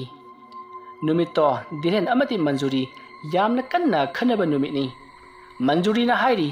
ꯑꯩ ꯏꯆꯥ ꯌꯧꯒꯗ꯭ꯔꯕꯁꯨ ꯏꯄꯥꯝꯗꯒꯤ ꯑꯉꯥꯡ ꯑꯃ ꯌꯣꯛꯄ ꯌꯥꯏꯅ ꯑꯩꯈꯣꯏꯒꯤ ꯃꯔꯤ ꯃꯇꯥ ꯃꯌꯥꯝ ꯑꯃ ꯑꯉꯥꯡ ꯃꯌꯥꯝ ꯑꯃ ꯂꯩꯔꯤ ꯃꯈꯣꯏꯗꯒꯤ ꯑꯩꯅ ꯌꯣꯛꯆꯒꯦ ꯍꯥꯏꯕꯗ ꯄꯤꯔꯛꯂꯣꯏꯗꯕ ꯂꯩꯇꯦ ꯑꯩ ꯃꯤꯉꯣꯟꯗꯒꯤ ꯑꯉꯥꯡ ꯌꯣꯛꯀꯗꯧꯕꯒꯤ ꯁꯔꯨꯛ ꯀꯩꯗꯧꯕꯒꯤ ꯌꯣꯛꯂꯣꯏꯗꯧꯔꯤꯕꯅꯣ ꯅꯪꯉꯣꯟꯗ ꯁꯣꯏꯕꯒꯤ ꯋꯥꯅꯤ ꯑꯩꯉꯣꯟꯗꯗꯤ ꯁꯣꯏꯗꯦꯗꯅ ꯑꯗꯨ ꯑꯩꯅ ꯍꯥꯏꯕꯗꯤ ꯑꯩꯁꯨ ꯅꯨꯄꯤ ꯑꯃ ꯊꯤꯔꯒ ꯅꯈꯣꯏ ꯑꯅꯤ ꯅꯨꯡꯉꯥꯏꯅ ꯂꯩꯃꯤꯟꯅꯕ ꯀꯔꯤ ꯀꯥꯏꯕꯒꯦ ꯍꯥꯏꯕꯅꯤꯗ ꯑꯁ ꯃꯗꯣ ꯌꯥꯕ ꯍꯧꯒꯗꯦꯗ ꯂꯣꯛ ꯑꯃꯗ ꯀꯩ ꯑꯅꯤ ꯀꯨꯟꯕ ꯀꯅꯥꯅ ꯌꯥꯒꯗꯧꯔꯤꯕꯅꯣ ꯇꯥꯃꯣꯁꯨ ꯑꯝꯇ ꯈꯜꯂꯒ ꯌꯦꯡꯕꯤꯔꯣꯅꯦ ꯇꯥꯃꯣꯅ ꯀꯔꯤꯒꯨꯝꯕ ꯑꯩ ꯑꯣꯏꯔꯝꯃꯣꯕ ꯑꯩꯉꯣꯟꯗ ꯁꯣꯏꯔꯤꯕꯁꯤ ꯇꯥꯃꯣꯗ ꯁꯣꯏꯕ ꯑꯣꯏꯔꯝꯃꯣ ꯑꯩꯁꯨ ꯅꯨꯄꯥ ꯑꯃ ꯂꯣꯜꯂꯒ ꯏꯆꯥꯒꯗꯣ ꯄꯣꯛꯈꯤꯅꯤ ꯇꯥꯃꯣ ꯌꯥꯅꯤꯡꯒꯗ꯭ꯔꯅꯦ ꯃꯁꯤ ꯅꯨꯄꯤꯁꯤ ꯌꯦꯡꯉꯨꯅꯦ ꯑꯩꯉꯣꯟꯗꯒ ꯎꯈꯠꯇꯅꯒ ꯆꯥꯏꯅꯦ ꯇꯧꯔꯣꯅꯦ ꯅꯪ ꯊꯣꯛꯄ ꯇꯧꯔꯨꯕ ꯅꯪ ꯊꯣꯛꯄ ꯌꯦꯔꯥ ꯅꯁꯥ ꯁꯣꯏꯕ ꯉꯝꯗꯕꯗ ꯀꯔꯤ ꯀꯥꯟꯅꯅꯕ ꯑꯩꯒꯤꯗꯤ ꯍꯥꯏꯔꯤꯕꯁꯤꯅꯤ ꯅꯨꯄꯤ ꯑꯃ ꯊꯤꯒꯅꯤ ꯑꯗꯨꯒꯅꯦ ꯑꯩꯒꯤꯗꯤ ꯁꯥꯒꯩ ꯃꯨꯠꯄ ꯌꯥꯗꯦ ꯃꯁꯦ ꯏꯃꯥ ꯏꯄꯥꯒꯤꯁꯨ ꯑꯄꯥꯝꯕꯅꯤ ꯑꯣ ꯑꯗꯨꯗꯤ ꯑꯩꯈꯣꯏꯁꯤꯗꯤ ꯀꯩꯁꯨ ꯀꯥꯟꯅꯗ꯭ꯔꯕ ꯃꯤꯔꯦꯝ ꯇꯥꯔꯤꯅꯦ ꯃꯗꯣ ꯅꯪꯒꯤ ꯋꯥꯈꯜꯅꯤ ꯅꯪꯅ ꯌꯨꯝ ꯑꯁꯤꯗ ꯂꯩꯅꯤꯡꯉꯒ ꯂꯩꯔꯣ ꯂꯩꯅꯤꯡꯗ꯭ꯔꯒ ꯆꯠꯈ꯭ꯔꯣ ꯑꯗꯨꯒ ꯑꯩꯗꯤ ꯅꯨꯄꯤ ꯊꯤꯒꯅꯤ ꯑꯁꯨꯝꯅ ꯍꯥꯏꯔꯝꯂꯒ ꯙꯤꯔꯦꯟꯅ ꯆꯠꯈꯤꯕꯗꯣ ꯃꯟꯖꯨꯔꯤ ꯍꯧꯖꯤꯛꯀ ꯅꯤꯡꯁꯤꯡꯗꯨꯅ ꯑꯃꯨꯛ ꯀꯞꯂꯛꯂꯤ ꯃꯇꯝ ꯑꯗꯨꯗ ꯃꯟꯖꯨꯔꯤꯅ ꯊꯃꯣꯏꯅꯨꯡꯗ ꯈꯟꯖꯩ ꯑꯩꯕꯨ ꯏꯆꯥ ꯄꯣꯛꯇꯦ ꯍꯥꯏꯗꯨꯅ ꯃꯈꯣꯏꯅ ꯊꯤꯅ ꯇꯧꯕꯤꯈꯤꯕ ꯆꯥꯛ ꯆꯖꯤꯛ ꯀꯌꯥꯅꯤ ꯑꯩꯉꯣꯟꯗ ꯄꯤꯖꯈꯤꯕ ꯄꯤꯖꯗꯕꯅ ꯀꯣꯡꯒꯥꯏꯅꯤ ꯑꯩꯕꯨ ꯆꯠꯈꯤꯅꯕꯒꯤꯗꯃꯛꯇ ꯃꯈꯣꯏꯅ ꯇꯧꯈꯤꯕꯅꯤ ꯏꯆꯥ ꯄꯣꯛꯇꯕꯁꯤꯕꯨ ꯑꯩꯒꯤ ꯏꯔꯥꯜꯂꯣ ꯑꯩꯅ ꯄꯣꯛꯅꯤꯡꯗꯗꯨꯅ ꯄꯣꯛꯇꯕꯁꯤ ꯉꯥꯏꯌꯦꯕ ꯑꯗꯨꯒꯤꯁꯨ ꯃꯊꯛꯇ ꯑꯩꯅ ꯃꯈꯣꯏꯒꯤꯗꯃꯛꯇ ꯇꯧꯕꯤꯈꯤꯕ ꯃꯌꯥꯝ ꯑꯗꯣ ꯂꯣꯏꯅ ꯀꯥꯎꯊꯣꯛꯂꯤ ꯑꯗꯨꯒ ꯍꯧꯖꯤꯛꯅ ꯃꯈꯣꯏꯅ ꯅꯨꯡꯉꯥꯏꯅ ꯂꯩꯔꯤꯕ ꯅꯨꯄꯤ ꯑꯃꯃꯨꯛ ꯊꯤ ꯍꯧꯖꯤꯛꯁꯨ ꯑꯃꯃꯨꯛ ꯊꯤꯒꯗꯕꯒꯤꯗꯃꯛꯇ ꯇꯧꯔꯤ ꯍꯥꯏꯅ ꯇꯥꯏ ꯐꯩ ꯊꯤꯁꯤꯅꯨ ꯑꯩꯅ ꯍꯦꯛ ꯉꯝꯂꯤꯕ ꯃꯈꯩꯗꯤ ꯅꯈꯣꯏꯒꯤ ꯊꯔꯥꯗꯗꯤ ꯃꯥꯡꯍꯜꯂꯝꯂꯒꯦ ꯑꯁꯨꯝꯅ ꯃꯟꯖꯨꯔꯤ ꯀꯞꯅ ꯋꯥꯈꯜ ꯀꯌꯥ ꯑꯃ ꯈꯜꯂꯤ ꯃꯟꯖꯨꯔꯤꯅ ꯑꯗꯨꯝꯅ ꯂꯩꯔꯤꯉꯩ ꯃꯇꯝ ꯑꯗꯨꯗ ꯃꯍꯥꯛꯀꯤ ꯃꯃꯥ ꯑꯗꯣ ꯂꯣꯛ ꯌꯥꯝꯅ ꯀꯟꯅ ꯈꯨꯔꯛꯏ ꯑꯗꯨꯝꯅ ꯈꯨꯔꯛꯄꯗꯨꯗ ꯃꯟꯖꯨꯔꯤꯅ ꯏꯃꯥꯁꯤꯅ ꯀꯔꯤ ꯑꯃꯨꯛ ꯇꯧꯔꯕꯖꯥꯠꯅꯣ ꯉꯔꯥꯡ ꯅꯍꯥꯟꯁꯨ ꯑꯩꯅ ꯁꯥꯟꯅꯈꯤꯕ ꯂꯥꯏ ꯃꯌꯥꯝꯗꯨ ꯂꯥꯛꯇꯨꯅ ꯏꯃꯥꯁꯤꯗ ꯅꯝꯒꯦ ꯇꯧꯔꯝꯃꯤ ꯃꯗꯨꯁꯨ ꯑꯩꯅ ꯂꯩꯇꯥꯏꯅꯕꯗꯤ ꯐꯈ꯭ꯔꯦ ꯌꯨꯝ ꯑꯁꯦ ꯑꯩꯅ ꯍꯦꯛ ꯂꯩꯈꯤꯗꯕꯗ ꯄꯨꯡꯂꯣꯏ ꯂꯣꯏꯔꯕꯅꯤꯀꯣ ꯑꯗꯨꯒꯤꯁꯨ ꯃꯊꯛꯇ ꯑꯩꯅ ꯁꯥꯟꯅꯔꯤꯕ ꯂꯥꯏꯁꯤꯡ ꯑꯁꯤꯅ ꯏꯃꯥ ꯕꯕꯥꯕꯨꯁꯨ ꯅꯝꯗꯨꯅ ꯍꯥꯠꯈꯤꯕꯗꯤ ꯁꯣꯏꯗ꯭ꯔꯕꯅꯤ ꯑꯩꯁꯨ ꯐꯠꯇꯕ ꯊꯕꯛꯁꯦ ꯇꯧꯅꯤꯡꯕꯗꯒꯤ ꯇꯧꯈꯤꯕꯗꯤ ꯅꯠꯇꯦ ꯃꯈꯣꯏꯒꯤ ꯏꯃꯨꯡꯗꯨꯅ ꯑꯩꯕꯨ ꯀꯌꯥꯗ ꯊꯤꯅ ꯂꯥꯛꯆꯈꯤꯕ ꯎꯁꯤꯠꯇꯕꯗꯨꯒꯤ ꯂꯃꯟ ꯈꯨꯝꯒ ꯌꯥꯎꯅ ꯈꯨꯝꯂꯤꯕꯅꯤ ꯑꯩꯕꯨ ꯃꯈꯣꯏꯅ ꯀꯌꯥꯗ ꯊꯤꯅ ꯇꯧꯕꯤꯔꯤꯕ ꯂꯨꯍꯣꯡꯕ ꯅꯧꯔꯤꯉꯩꯗꯗꯤ ꯑꯩꯕꯨ ꯃꯈꯣꯏꯅ ꯀꯌꯥꯗ ꯅꯨꯡꯁꯤꯅ ꯇꯧꯈꯤꯕ ꯑꯗꯨꯕꯨ ꯑꯩꯒꯤ ꯏꯆꯥ ꯑꯣꯏꯕ ꯉꯝꯗꯧꯔꯦ ꯈꯪꯂꯛꯄꯗꯒꯤ ꯃꯈꯣꯏꯅ ꯑꯩꯕꯨ ꯆꯠꯈꯤꯅꯕ ꯀꯌꯥꯒꯤ ꯃꯇꯤꯛ ꯑꯣꯠꯈꯤꯕ ꯃꯁꯤꯒꯤ ꯈꯜꯂꯨꯔꯕꯗꯤ ꯇꯥꯏꯕꯪꯁꯦ ꯃꯄꯨ ꯅꯪꯕꯨꯗꯤ ꯇꯁꯦꯡꯅ ꯋꯥꯔꯧꯏ ꯑꯩꯕꯨ ꯀꯔꯤꯒꯤ ꯑꯁꯨꯝꯅ ꯑꯣꯏꯍꯟꯕꯤꯔꯤꯕꯅꯣ ꯃꯟꯖꯨꯔꯤꯅ ꯇꯦꯡꯊꯥꯅ ꯑꯣꯏꯅ ꯀꯞꯂꯤꯉꯩ ꯑꯃꯨꯛꯁꯨ ꯃꯍꯥꯛꯀꯤ ꯃꯃꯥꯗꯣ ꯂꯣꯛ ꯈꯨꯔꯛꯏ ꯃꯟꯖꯨꯔꯤ ꯀꯔꯤꯕꯨ ꯇꯧꯔꯕꯖꯥꯠꯅꯣ ꯍꯥꯏꯗꯨꯅ ꯃꯍꯥꯛ ꯐꯨꯛ ꯍꯧꯒꯠꯇꯨꯅ ꯃꯃꯥꯒꯤ ꯃꯅꯥꯛꯇ ꯂꯥꯛꯏ ꯑꯁꯨꯝꯅ ꯃꯟꯖꯨꯔꯤꯅ ꯃꯃꯥꯒꯤ ꯃꯅꯥꯛꯇ ꯂꯥꯛꯄ ꯃꯇꯝꯗꯗꯤ ꯃꯃꯥꯒꯤ ꯃꯊꯛ ꯑꯗꯨꯗ ꯃꯍꯥꯛꯅ ꯀꯧꯊꯣꯛꯇꯨꯅ ꯁꯥꯟꯅꯈꯤꯕ ꯑꯉꯥꯡ ꯑꯗꯣ ꯃꯃꯥꯒꯤ ꯃꯈꯧꯔꯤ ꯃꯦꯠꯇꯨꯅ ꯂꯩꯔꯝꯂꯤ ꯃꯗꯨ ꯎꯕꯗ ꯃꯟꯖꯨꯔꯤ ꯆꯦꯟꯁꯤꯜꯂꯛꯇꯨꯅ ꯍꯩꯃꯥ ꯀꯔꯤꯅꯣ ꯇꯧꯔꯤꯕꯁꯤꯗꯤ ꯑꯁꯨꯝꯅ ꯍꯥꯏꯔꯒ ꯂꯩꯋꯥ ꯃꯟꯇ꯭ꯔ ꯈꯔ ꯃꯨꯔꯨꯝ ꯁꯣꯜꯂꯤ ꯑꯗꯨꯗꯨꯒ ꯃꯃꯥꯒꯤ ꯃꯁꯥꯗ ꯅꯥꯟꯊꯔꯤ ꯑꯗꯨꯒꯤꯁꯨ ꯃꯊꯛꯇ ꯃꯍꯥꯛꯅ ꯂꯩꯋꯥ ꯃꯟꯇ꯭ꯔ ꯀꯌꯥ ꯃꯃꯥꯒꯤ ꯃꯁꯥꯗ ꯀꯥꯝꯊꯔꯤ ꯑꯗꯨꯝꯅ ꯇꯧꯔꯕꯒꯤ ꯇꯨꯡꯗ ꯃꯈꯧꯔꯤ ꯃꯦꯠꯂꯤꯕ ꯑꯉꯥꯡ ꯑꯗꯨꯗ ꯃꯍꯥꯛꯅ ꯍꯦ ꯀꯔꯤꯅꯣ ꯅꯪ ꯉꯁꯤ ꯇꯧꯔꯤꯕꯁꯦ ꯆꯠꯂꯣ ꯑꯩ ꯂꯥꯛꯂꯒꯦ ꯆꯠꯂꯣ ꯑꯁꯨꯝꯅ ꯍꯥꯏꯕꯗꯒꯤ ꯑꯉꯥꯡ ꯑꯗꯣ ꯈꯤꯛ ꯅꯣꯛꯇꯨꯅ ꯑꯃꯨꯛ ꯆꯦꯟꯈ꯭ꯔꯦ ꯃꯇꯝ ꯑꯗꯨꯗ ꯃꯟꯖꯨꯔꯤꯒꯤ ꯃꯃꯥ ꯑꯗꯣ ꯂꯣꯛ ꯀꯪꯈꯨ ꯈꯨꯗꯨꯅ ꯍꯧꯒꯠꯂꯛꯏ ꯑꯗꯨꯗꯨꯒ ꯏꯕꯦꯝꯃ ꯑꯩ ꯌꯥꯝꯅ ꯋꯥꯔꯦꯅꯦꯍꯦ ꯁꯣꯔꯁꯦ ꯏꯐꯨꯟ ꯐꯨꯜꯂꯤ ꯀꯩꯗꯧꯔꯤꯅꯣ ꯈꯪꯗꯦ ꯀꯅꯥꯒꯨꯝꯕ ꯑꯃꯅ ꯑꯩꯒꯤ ꯈꯧꯔꯤꯁꯦ ꯃꯦꯠꯄꯗꯧꯅ ꯇꯧꯏꯅꯦ ꯅꯪꯕꯣ ꯏꯃꯥ ꯀꯔꯤꯁꯨ ꯇꯧꯔꯛꯂꯔꯣꯏ ꯍꯧꯖꯤꯛꯇꯤ ꯑꯩꯅꯅꯦ ꯂꯣꯏꯅ ꯐꯍꯟꯈ꯭ꯔꯕꯅꯤ ꯄꯣꯊꯥꯔꯣ ꯏꯃꯥ ꯑꯩ ꯃꯄꯥꯟ ꯑꯝꯇ ꯊꯣꯛꯈꯤꯒꯦ ꯑꯁꯨꯝꯅ ꯍꯥꯏꯔꯝꯂꯒ ꯃꯟꯖꯨꯔꯤ ꯃꯄꯥꯟꯗ ꯄꯔꯞ ꯊꯣꯛꯂꯛꯏ ꯑꯁꯨꯝꯅ ꯃꯍꯥꯛꯅ ꯃꯄꯥꯟ ꯊꯣꯔꯛꯄꯗꯣ ꯑꯉꯥꯡ ꯑꯗꯣ ꯁꯟ ꯁꯥꯗꯨꯅ ꯈꯨꯗꯨ ꯀꯨꯜꯂꯒ ꯉꯥꯏꯔꯒ ꯂꯩꯔꯝꯂꯤ Madu ubada Manjuri swai hek lawi adubu mahak karisu khandaba saduna hai chalo ai laglage chalu asumna haiduna mahaki laisanapam oiriba lengdau pali adugi manakta parap laklei ngasi se mahak masasu kaya nungaiti aduna thabak ase tawraroige haiduna lipurabani adubu haujuk oirakliba mawong asidadi tawdaba yararoi haiduna masa nungaita thoraklibani matam aduta Manjurina hayo nangna aigi inakta laklibasibu karigino adumna hangdakpaduta angang aduna makoigi yum aduda haujik mau ama lakri hariba mau ase haujik su amu miro lakadori nahak mase karimata khanghaudabra haiduna hangi wafam adu tabada Manjurina aisu khangi mahak haujik nupi thikri adubu mahak matau karamna angang oiraklibano makoini luhongwa suknagi tha ani ohum khaktama ngairi adumna hairuba aduta angang aduna nuklaga madudi aisu khangi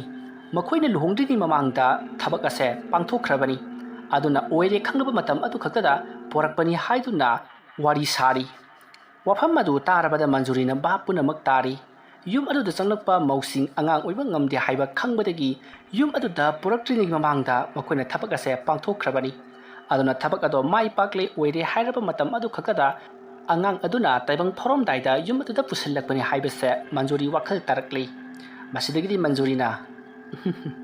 Pai khanganina dubudi hai taribra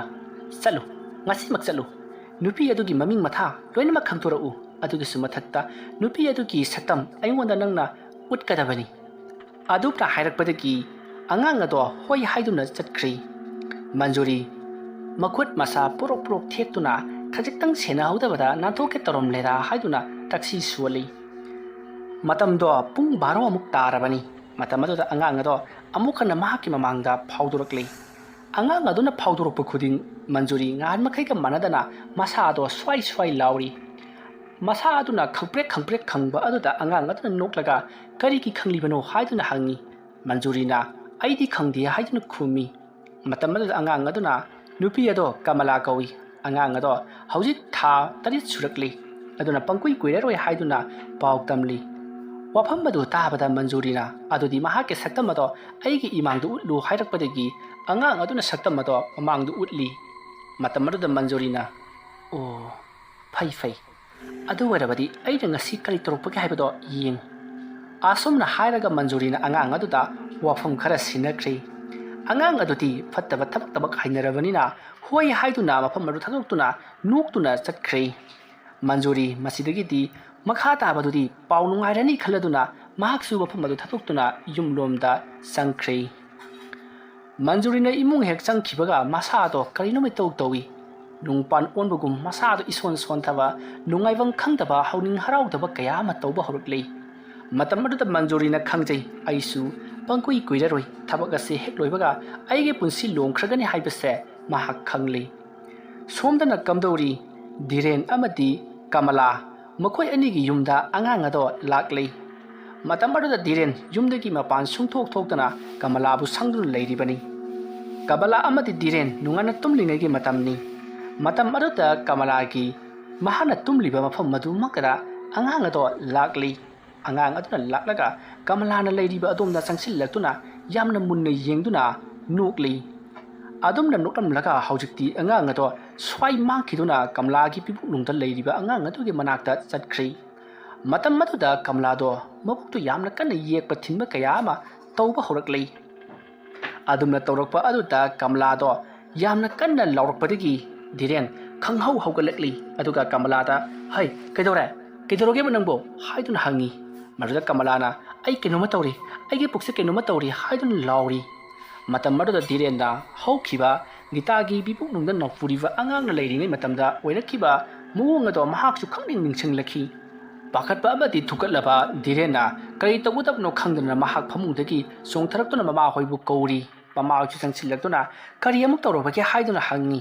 maduda Kamala se kari noma tawre haibadagi makhoi mayam ado doctor da chanabagi damukta marang langnarai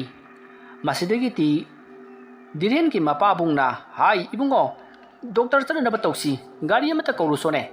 adumna hairapaduta Dhiren su hoi haiduna gari kauba chanabagi mapalangda parap tholokka matamda ꯌꯨꯝꯒꯤ ꯁꯥꯏꯖꯤꯟꯗ ꯀꯔꯤꯒꯨꯝꯕ ꯑꯃ ꯅꯞꯂꯤꯕꯗꯣ ꯃꯍꯥꯛꯅ ꯎꯔꯤ ꯃꯗꯨ ꯎꯕꯗ ꯙꯤꯔꯦꯟꯅ ꯍꯤ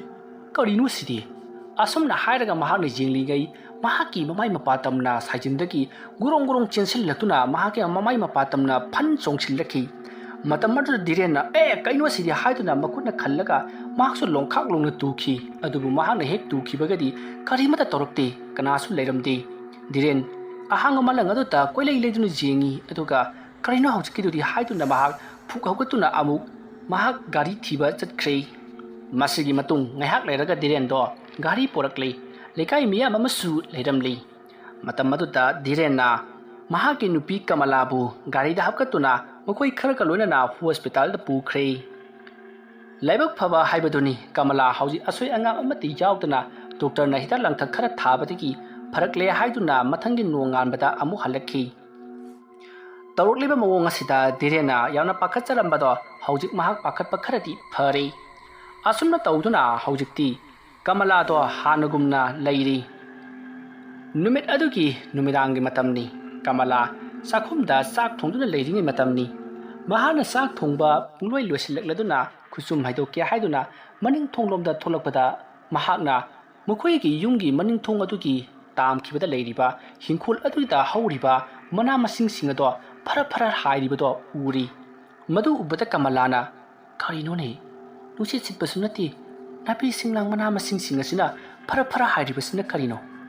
ꯑꯁꯨꯝꯅ ꯈꯟꯗꯨꯅ ꯀꯣꯝꯄꯥꯛ ꯑꯗꯣ ꯈꯨꯆꯨꯝ ꯍꯩꯗꯣꯛꯂꯒ ꯌꯥꯜꯂꯒ ꯄꯥꯏꯔꯒ ꯂꯩꯔꯤꯉꯩ ꯃꯇꯝ ꯃꯗꯨꯗ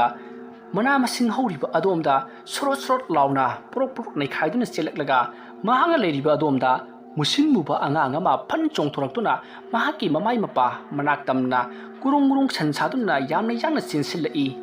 ꯑꯗꯨꯝꯅ ꯇꯧꯔꯛꯄꯗꯨꯗ ꯀꯃꯂꯥꯅ ꯍꯣꯏꯕ ꯀꯩꯅꯣ ꯁꯤꯗꯤ ꯍꯥꯏꯗꯨꯅ ꯐꯠ ꯂꯥꯎꯅ ꯆꯦꯟꯈꯤꯒꯦ ꯇꯧꯕꯗ ꯃꯅꯤꯡꯊꯣꯡꯒꯤ ꯊꯣꯡꯖꯄꯥꯜ ꯑꯗꯨꯗ ꯃꯈꯣꯡꯅ ꯂꯧꯁꯤꯜꯂꯒ ꯇꯨꯁꯟꯕꯗꯒꯤ ꯎꯕ꯭ꯔꯥꯡ ꯑꯣꯞꯁꯤꯟꯗꯨꯅ ꯇꯨꯁꯤꯜꯂꯤ ꯃꯁꯤꯗꯒꯤꯗꯤ ꯀꯃꯂꯥ ꯃꯍꯥꯛ ꯈꯨꯗꯛ ꯑꯗꯨꯗ ꯑꯗꯨꯃꯛ ꯋꯥꯟꯊꯈ꯭ꯔꯦ ꯀꯃꯂꯥꯅ ꯀꯟꯅ ꯂꯥꯎꯈꯤꯕꯒꯤ ꯈꯣꯟꯖꯦꯜ ꯑꯗꯨ ꯇꯥꯕꯗ ꯂꯩꯔꯤꯕ ꯏꯃꯨꯡꯒꯤ ꯑꯍꯜ ꯂꯃꯟ ꯃꯌꯥꯝ ꯑꯗꯨ ꯆꯦꯟꯊꯣꯔꯛꯇꯨꯅ ꯀꯩꯗꯧꯔꯦ ꯍꯥꯏꯗꯨꯅ ꯌꯦꯡꯂꯨꯕꯗꯗꯤ ꯀꯃꯂꯥꯅ ꯎꯞꯁꯤꯜꯂꯒ ꯒ꯭ꯌꯥꯟ ꯃꯥꯡꯂꯒ ꯂꯩꯔꯝꯕꯗꯨꯗ ꯀꯃꯂꯥꯒꯤ ꯃꯄꯨꯔꯣꯏꯕ ꯙꯤꯔꯦꯟ ꯑꯃꯗꯤ ꯙꯤꯔꯦꯟꯒꯤ ꯃꯃꯥ ꯃꯄꯥ ꯃꯈꯣꯏ ꯑꯍꯨꯝ ꯑꯗꯣ ꯄꯨꯡꯉꯛ ꯉꯛꯈ꯭ꯔꯦ ꯀꯔꯤꯅꯣ ꯇꯧꯔꯤꯕꯁꯤꯕꯨ ꯃꯥꯡꯂꯦ ꯃꯥꯡꯂꯦ ꯍꯥꯏꯗꯨꯅ ꯙꯤꯔꯦꯟꯅ ꯐꯨꯛ ꯍꯧꯒꯠꯂꯤ ꯑꯗꯨꯒ ꯗꯣꯛꯇꯔꯗ ꯄꯨꯗꯕ ꯌꯥꯔꯔꯣꯏꯁꯤꯗꯤ ꯍꯥꯏꯗꯨꯅ ꯀꯃꯂꯥꯕꯨ ꯗꯣꯛꯇꯔ ꯇꯝꯅ ꯄꯨꯔꯛꯈꯤ ꯑꯁꯨꯝꯅ ꯗꯣꯛꯇꯔ ꯌꯧꯔꯕꯗ ꯃꯍꯧꯁꯥꯒꯨꯝ ꯙꯤꯔꯦꯟꯗ ꯗꯣꯛꯇꯔꯅ ꯍꯧꯖꯤꯛꯇꯤ ꯃꯃꯥꯗꯤ ꯀꯜꯂꯤ ꯑꯗꯨꯕꯨ ꯑꯉꯥꯡ ꯑꯗꯨꯗꯤ ꯀꯟꯕ ꯉꯝꯍꯧꯗ꯭ꯔꯦ ꯍꯥꯏꯗꯨꯅ ꯄꯥꯎ ꯇꯝꯂꯤ ꯋꯥꯐꯝ ꯑꯗꯨ ꯇꯥꯕꯗ ꯙꯤꯔꯦꯟꯒꯤ ꯃꯃꯥꯒ ꯃꯄꯥꯒꯗꯨꯁꯨ ꯊꯃꯣꯏ ꯀꯥꯏꯈ꯭ꯔꯕꯅꯤ ꯃꯈꯣꯏꯅ ꯑꯣꯛ ꯈꯣꯡꯅ ꯀꯞꯂꯛꯄ ꯑꯗꯨꯗ ꯃꯅꯥꯛ ꯑꯗꯨꯗ ꯂꯩꯔꯝꯕ ꯃꯤꯁꯤꯡ ꯑꯗꯨꯁꯨ ꯀꯩꯗꯧꯅꯕ ꯌꯥꯎꯔꯕꯖꯥꯠꯅꯣ ꯍꯥꯏꯗꯨꯅ ꯃꯈꯣꯏꯁꯨ ꯀꯔꯤꯒꯤꯅꯣ ꯍꯥꯏꯗꯨꯅ ꯆꯤꯕꯣꯟ ꯆꯤꯕꯣꯟ ꯍꯪꯅꯔꯤ ꯃꯇꯝ ꯑꯗꯨꯗ ꯑꯈꯪꯕ ꯈꯔꯅ ꯌꯨꯝꯒꯤ ꯅꯨꯄꯤ ꯑꯃ ꯃꯤꯔꯣꯟꯕ ꯖꯥꯠꯅꯤ ꯑꯗꯨꯒ ꯈꯨꯆꯨꯝ ꯍꯩꯗꯣꯛꯄ ꯊꯣꯛꯈ꯭ꯔꯒ ꯍꯟꯖꯤꯜꯂꯛꯄꯗ ꯎꯕ꯭ꯔꯥꯡ ꯎꯞꯁꯤꯟꯅ ꯇꯨꯁꯟꯕꯗꯒꯤ ꯑꯉꯥꯡ ꯀꯥꯏꯗꯨꯅ ꯑꯉꯥꯡ ꯑꯗꯣ ꯂꯩꯇ꯭ꯔꯤ ꯃꯃꯥꯕꯨꯗꯤ ꯀꯜꯍꯧꯔꯤ ꯑꯗꯨꯒꯤ ꯀꯞꯂꯤꯕꯅꯤ ꯌꯨꯝ ꯑꯁꯤꯗ ꯃꯧ ꯑꯣꯏꯔꯛꯄ ꯈꯨꯗꯤꯡꯃꯛ ꯃꯧ ꯑꯃꯗꯤ ꯑꯉꯥꯡꯒ ꯂꯣꯏꯅꯅ ꯁꯤꯕ ꯅꯠꯇ꯭ꯔꯒꯅ ꯑꯉꯥꯡ ꯁꯤꯕ ꯑꯗꯨꯃꯛ ꯇꯧꯕꯖꯥꯠꯅꯤ ꯑꯉꯥꯡ ꯈꯥꯡꯗ꯭ꯔꯕ ꯖꯥꯠꯅꯤ ꯍꯥꯏꯗꯨꯅ ꯄꯥꯎ ꯇꯝꯅꯔꯤ ꯋꯥꯐꯝ ꯑꯗꯨ ꯇꯥꯕꯗ ꯃꯅꯥꯛ ꯑꯗꯨꯗ ꯂꯩꯔꯝꯕ ꯅꯨꯄꯤ ꯑꯃ ꯍꯧꯒꯠꯂꯛꯂꯒ ꯙꯤꯔꯦꯟꯒꯤ ꯃꯅꯥꯛꯇ ꯆꯪꯁꯤꯜꯂꯛꯏ ꯑꯗꯨꯒ ꯏꯕꯨꯡꯉꯣꯕꯨ ꯂꯩꯈꯤꯗ꯭ꯔꯕ ꯅꯨꯄꯤ ꯑꯁꯤꯒꯤ ꯏꯄꯨꯔꯣꯏꯕ ꯑꯣꯏꯕꯤꯔꯕ꯭ꯔꯥ ꯑꯧ ꯃꯥꯅꯤ ꯏꯅꯦ ꯀꯔꯤ ꯑꯣꯏꯔꯕꯅꯣ ꯁꯦ ꯃꯁꯤꯁꯦ ꯑꯩꯒꯤ ꯂꯩꯐꯝꯅꯤ ꯅꯪ ꯊꯕꯛ ꯀꯔꯃ ꯄꯨꯝꯅꯃꯛ ꯂꯣꯏꯔꯕꯒꯤ ꯇꯨꯡꯗ ꯑꯩꯒꯤ ꯏꯅꯥꯛꯇ ꯑꯃꯨꯛꯇꯪ ꯂꯥꯛꯎꯀꯣ ꯅꯈꯣꯏꯒꯤ ꯌꯨꯝꯗ ꯂꯩꯃꯥꯡ ꯌꯦꯠꯂꯦ ꯑꯗꯨꯅꯅꯤ ꯂꯥꯏ ꯇꯤꯟꯁꯨ ꯈꯔ ꯈꯣꯏꯔꯝꯃꯨꯅꯦ ꯅꯣꯏꯕꯣ ꯑꯁꯨꯝꯅ ꯍꯥꯏꯔꯝꯂꯒ ꯑꯍꯜ ꯑꯗꯣ ꯆꯠꯈ꯭ꯔꯦ ꯃꯇꯝ ꯑꯗꯨꯗ ꯙꯤꯔꯦꯟꯅ ꯏꯉꯛ ꯉꯛꯂꯒ ꯑꯍꯜ ꯑꯗꯨꯗ ꯌꯦꯡꯗꯨꯅ ꯂꯩꯍꯧꯔꯤ ꯃꯇꯝ ꯑꯗꯨꯗ ꯙꯤꯔꯦꯟꯒꯤ ꯃꯃꯥꯒ ꯃꯄꯥꯒꯅ ꯀꯔꯤ ꯍꯥꯏꯔꯝꯂꯤꯕꯅꯣ ꯍꯥꯏꯗꯨꯅ ꯍꯪꯉꯤ ꯃꯇꯝ ꯑꯗꯨꯗ ꯙꯤꯔꯦꯟꯅ ꯑꯁꯤꯒꯤ ꯅꯨꯄꯤꯁꯤꯅ ꯍꯥꯏꯕꯗ ꯑꯩꯈꯣꯏꯒꯤ ꯏꯃꯨꯡꯁꯦ ꯂꯩꯃꯥꯡ ꯐꯠꯇꯕ ꯌꯦꯠꯂꯦ ꯑꯗꯨꯅ ꯅꯨꯄꯤ ꯑꯃꯗꯤ ꯑꯩꯒꯤ ꯏꯆꯥ ꯈꯥꯡꯕ ꯉꯝꯗ꯭ꯔꯤꯕꯅꯤ ꯍꯥꯏꯔꯝꯃꯤ ꯍꯥꯏꯗꯨꯅ ꯄꯥꯎ ꯇꯝꯃꯤ ꯋꯥꯐꯝ ꯑꯗꯨ ꯇꯥꯕꯗ ꯙꯤꯔꯦꯟꯒꯤ ꯃꯃꯥꯒ ꯃꯄꯥꯒꯅ ꯆꯨꯝꯃꯤ ꯇꯧꯔꯤꯕ ꯊꯕꯛ ꯑꯁꯦ ꯇꯤꯟꯃꯨ ꯂꯥꯏꯃꯨ ꯌꯦꯠꯇꯅꯗꯤ ꯇꯧꯔꯔꯣꯏ ꯑꯩꯈꯣꯏꯁꯨ ꯉꯍꯥꯟ ꯃꯈꯩ ꯂꯥꯏ ꯇꯤꯟ ꯌꯦꯡꯕꯒꯤ ꯋꯥꯈꯜꯗ ꯁꯨꯡꯂꯩꯕꯨ ꯂꯩꯔꯨꯗꯦ ꯐꯔꯦ ꯑꯗꯨꯗ ꯂꯥꯛꯑꯣ ꯍꯥꯏꯔꯛꯄ꯭ꯔꯣ ꯑꯗꯨꯝꯅ ꯍꯪꯕꯗꯨꯗ ꯙꯤꯔꯦꯟꯅ ꯍꯣꯏ ꯍꯥꯏꯔꯛꯏ ꯍꯥꯏꯗꯨꯅ ꯇꯝꯂꯤ ꯃꯇꯝ ꯑꯗꯨꯗ ꯙꯤꯔꯦꯟꯒꯤ ꯃꯄꯥꯕꯨꯡꯅ ꯑꯗꯨ ꯑꯣꯏꯔꯕꯗꯤ ꯍꯌꯦꯡ ꯑꯌꯨꯛꯃꯛ ꯆꯠꯀꯗꯕꯅꯤ ꯍꯥꯏꯗꯨꯅ ꯋꯥꯔꯤ ꯁꯥꯅꯔꯤ ꯑꯁꯨꯝꯅ ꯇꯧꯗꯨꯅ ꯍꯧꯖꯤꯛꯇꯤ ꯒꯤꯇꯥꯗꯣ ꯑꯃꯨꯛ ꯄꯨꯊꯣꯔꯛꯂꯤ ꯁꯣꯝꯗꯅ ꯀꯝꯗꯧꯔꯤ ꯃꯟꯖꯨꯔꯤ ꯃꯍꯥꯛꯅ ꯇꯧꯈꯤꯕ ꯊꯕꯛꯁꯤꯡ ꯑꯗꯨꯅ ꯂꯣꯏꯅꯃꯛ ꯃꯊꯪ ꯃꯊꯪ ꯃꯍꯩ ꯌꯥꯜꯂꯤ ꯑꯗꯨꯕꯨ ꯃꯍꯥꯛꯅ ꯇꯧꯔꯤꯕ ꯊꯕꯛ ꯑꯁꯤꯗꯤ ꯃꯤꯒꯤ ꯏꯃꯨꯡ ꯃꯅꯨꯡ ꯊꯨꯒꯥꯏꯕ ꯑꯃꯗꯤ ꯃꯤꯒꯤ ꯃꯇꯝ ꯀꯌꯥ ꯁꯪꯅ ꯋꯥꯅ ꯄꯨꯖꯔꯤꯕ ꯑꯉꯥꯡꯁꯤꯡ ꯑꯗꯨꯕꯨ ꯃꯦꯈꯥꯏꯗꯨꯅ ꯍꯥꯠꯄꯅ ꯃꯔꯝ ꯑꯣꯏꯔꯒ ꯃꯗꯨꯒꯤ ꯄꯥꯞ ꯃꯌꯥꯝꯅ ꯃꯍꯥꯛ ꯑꯁꯦ ꯍꯧꯒꯠ ꯀꯥꯡꯈꯠꯄ ꯉꯝꯗꯅ ꯃꯁꯥꯗꯨ ꯁꯣꯟꯅ ꯅꯥꯗꯨꯅ ꯂꯩꯔꯤ꯫ ꯃꯇꯝ ꯑꯗꯨꯗ ꯃꯟꯖꯨꯔꯤꯅ ꯑꯩꯁꯨ ꯄꯪꯀꯨꯏ ꯀꯨꯏꯔꯔꯣꯏ ꯍꯥꯏꯕ ꯑꯩ ꯈꯪꯂꯤ꯫ ꯌꯨꯝ ꯑꯁꯤꯒꯤ ꯑꯀꯣꯏꯕꯗ ꯆꯠꯂꯤꯕ ꯆꯣꯡꯂꯤꯕ ꯃꯌꯥꯝ ꯑꯁꯤ ꯑꯐꯕꯗꯤ ꯑꯃꯠꯇ ꯑꯣꯏꯔꯔꯣꯏ꯫ ꯑꯩꯅ ꯃꯦꯈꯥꯏꯗꯨꯅ ꯍꯥꯠꯈꯤꯕ ꯑꯉꯥꯡꯁꯤꯡ ꯑꯗꯨꯅ ꯑꯩꯕꯨ ꯁꯣꯏꯗꯅ ꯋꯥꯔꯧꯂꯝꯂꯒꯅꯤ꯫ ꯑꯗꯨꯕꯨ ꯑꯩꯅ ꯌꯨꯝ ꯑꯗꯨꯗ ꯑꯩꯅ ꯑꯉꯝꯕ ꯊꯥꯛꯀꯗꯤ ꯑꯣꯠꯂꯝꯃꯦꯗꯅ ꯑꯩꯈꯣꯏꯕꯨ ꯆꯥꯄꯣꯛꯇꯕ ꯑꯩꯈꯣꯏꯕꯨ ꯍꯟꯊꯅ ꯌꯦꯡꯕ ꯑꯗꯨꯒꯤ ꯂꯃꯟꯗꯤ ꯑꯩꯅ ꯁꯤꯡꯂꯝꯂꯕꯅꯤ꯫ ꯑꯩꯈꯣꯏꯁꯨ ꯑꯣꯏꯅꯤꯡꯂꯤꯕꯅꯤ ꯃꯃꯥ ꯍꯥꯏꯕꯗꯣ ꯑꯩꯈꯣꯏꯅ ꯑꯣꯏꯅꯤꯡꯗꯗꯨꯅ ꯑꯣꯏꯗꯕ꯭ꯔꯥ ꯁꯤꯕꯣ? ꯑꯩꯈꯣꯏꯕꯨ ꯂꯨꯅ ꯆꯥꯟꯅ ꯅꯨꯡꯁꯤꯅ ꯇꯧꯕꯤꯕꯒꯤ ꯃꯍꯨꯠꯇ ꯇꯥꯊꯤ ꯇꯥꯑꯣꯏꯅ ꯃꯈꯣꯏꯒꯤ ꯎ ꯃꯪꯒꯣꯜ ꯑꯃꯒꯨꯝꯅ ꯎꯕꯤꯕ ꯑꯩꯅ ꯑꯩꯒꯤ ꯏꯆꯥ ꯑꯃꯇꯪ ꯐꯪꯅꯕꯒꯤꯗꯃꯛꯇ ꯈꯣꯌꯨꯝ ꯀꯌꯥꯒꯤ ꯂꯩꯐꯝꯗ ꯆꯠꯇꯨꯅ ꯍꯥꯏꯖꯈꯤꯕ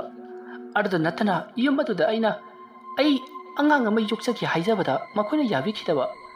ꯑꯗꯨꯒ ꯑꯩꯕꯨꯁꯨ ꯃꯈꯣꯏꯅ ꯀꯌꯥꯗ ꯊꯤꯅ ꯇꯧꯈꯤꯕ ꯑꯩ ꯌꯨꯝ ꯑꯁꯤꯗ ꯀꯞꯇꯨꯅ ꯍꯜꯂꯛꯈꯤꯕꯅꯤ꯫ ꯑꯗꯨꯒꯤ ꯂꯃꯟꯗꯤ ꯁꯤꯡꯂꯝꯂꯦꯗꯅ꯫ ꯑꯁꯨꯝꯅ ꯃꯟꯖꯨꯔꯤꯅ ꯋꯥꯈꯜ ꯈꯟꯗꯨꯅ ꯂꯩꯔꯤꯉꯩ ꯃꯍꯥꯛꯀꯤ ꯃꯅꯥꯛꯇ ꯑꯉꯥꯡ ꯑꯃ ꯁꯟ ꯁꯥꯗꯨꯅ ꯂꯥꯛꯂꯤ꯫ ꯃꯗꯨ ꯎꯕꯗ ꯃꯟꯖꯨꯔꯤ ꯁ꯭ꯋꯥꯏ ꯂꯥꯎꯏ, ꯃꯁꯥ ꯑꯗꯣ ꯊꯛ ꯅꯤꯛꯏ꯫ ꯃꯇꯝ ꯑꯗꯨꯗ ꯑꯉꯥꯡ ꯑꯗꯨꯅ ꯉꯁꯤꯒꯤ ꯑꯩꯈꯣꯏꯒꯤ ꯆꯥꯛꯊꯥꯛ ꯄꯤꯔꯣ, ꯑꯩꯈꯣꯏ ꯆꯥꯛꯊꯥꯛ ꯄꯤꯔꯣ, ꯑꯩꯈꯣꯏ ꯆꯥꯛ ꯂꯥꯝꯃꯤ ꯍꯥꯏꯗꯨꯅ ꯑꯉꯥꯡ ꯑꯗꯨꯅ ꯀꯞꯂꯤ꯫ ꯃꯇꯝ ꯑꯗꯨꯗ ꯃꯟꯖꯨꯔꯤꯅ ꯑꯩ ꯉꯁꯤꯒꯤꯗꯤ ꯀꯩꯁꯨ ꯄꯤꯕ ꯉꯝꯂꯔꯣꯏ, ꯅꯈꯣꯏ ꯍꯜꯂꯣ ꯍꯥꯏꯗꯨꯅ ꯃꯟꯖꯨꯔꯤꯅ ꯆꯩꯔꯤ꯫ ꯑꯗꯨꯝꯅ ꯃꯟꯖꯨꯔꯤꯅ ꯃꯨꯔꯨꯝ ꯁꯣꯟꯕ ꯑꯗꯨꯗ ꯃꯟꯖꯨꯔꯤꯒꯤ ꯃꯃꯥ ꯍꯣꯏꯗꯣ ꯆꯪꯁꯤꯜꯂꯛꯂꯤ꯫ ꯃꯇꯝ ꯑꯗꯨꯗ ꯃꯟꯖꯨꯔꯤꯒꯤ ꯃꯃꯥꯅ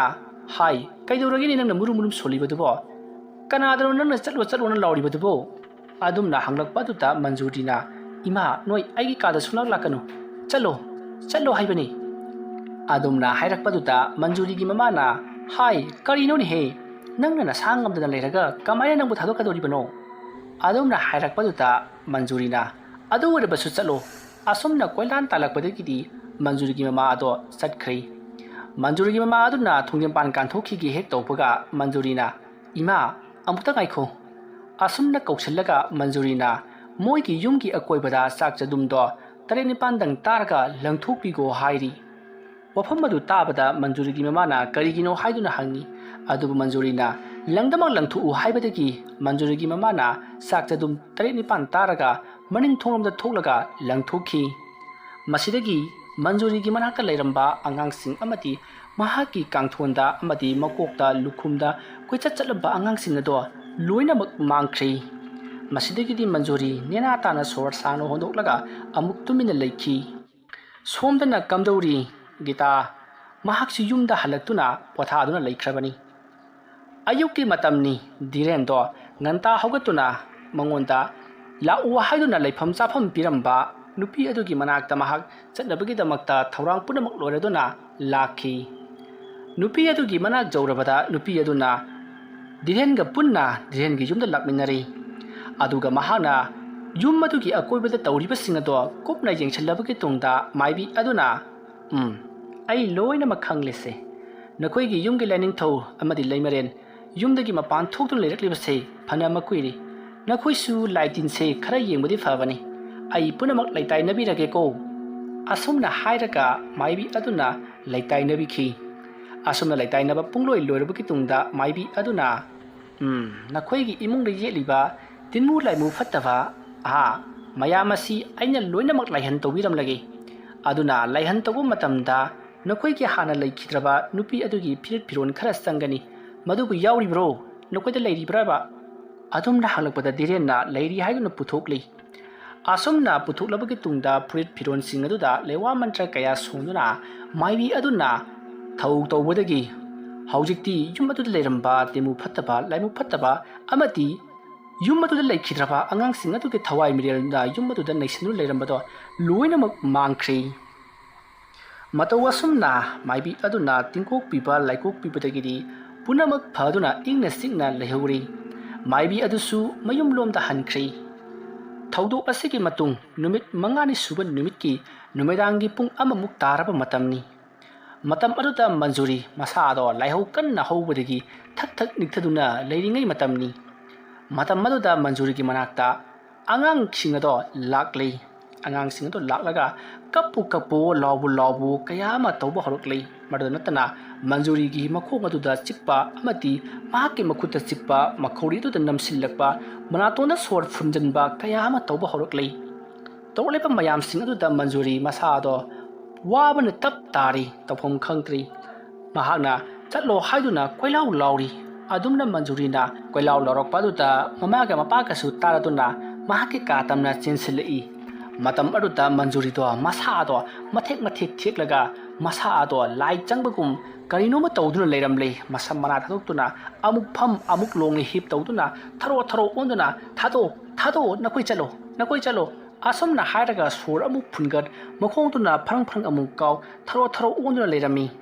madu ubada manjuri gi mamaga mapaga do chensillaktuna ibema namu kari torobagi haiduna hangi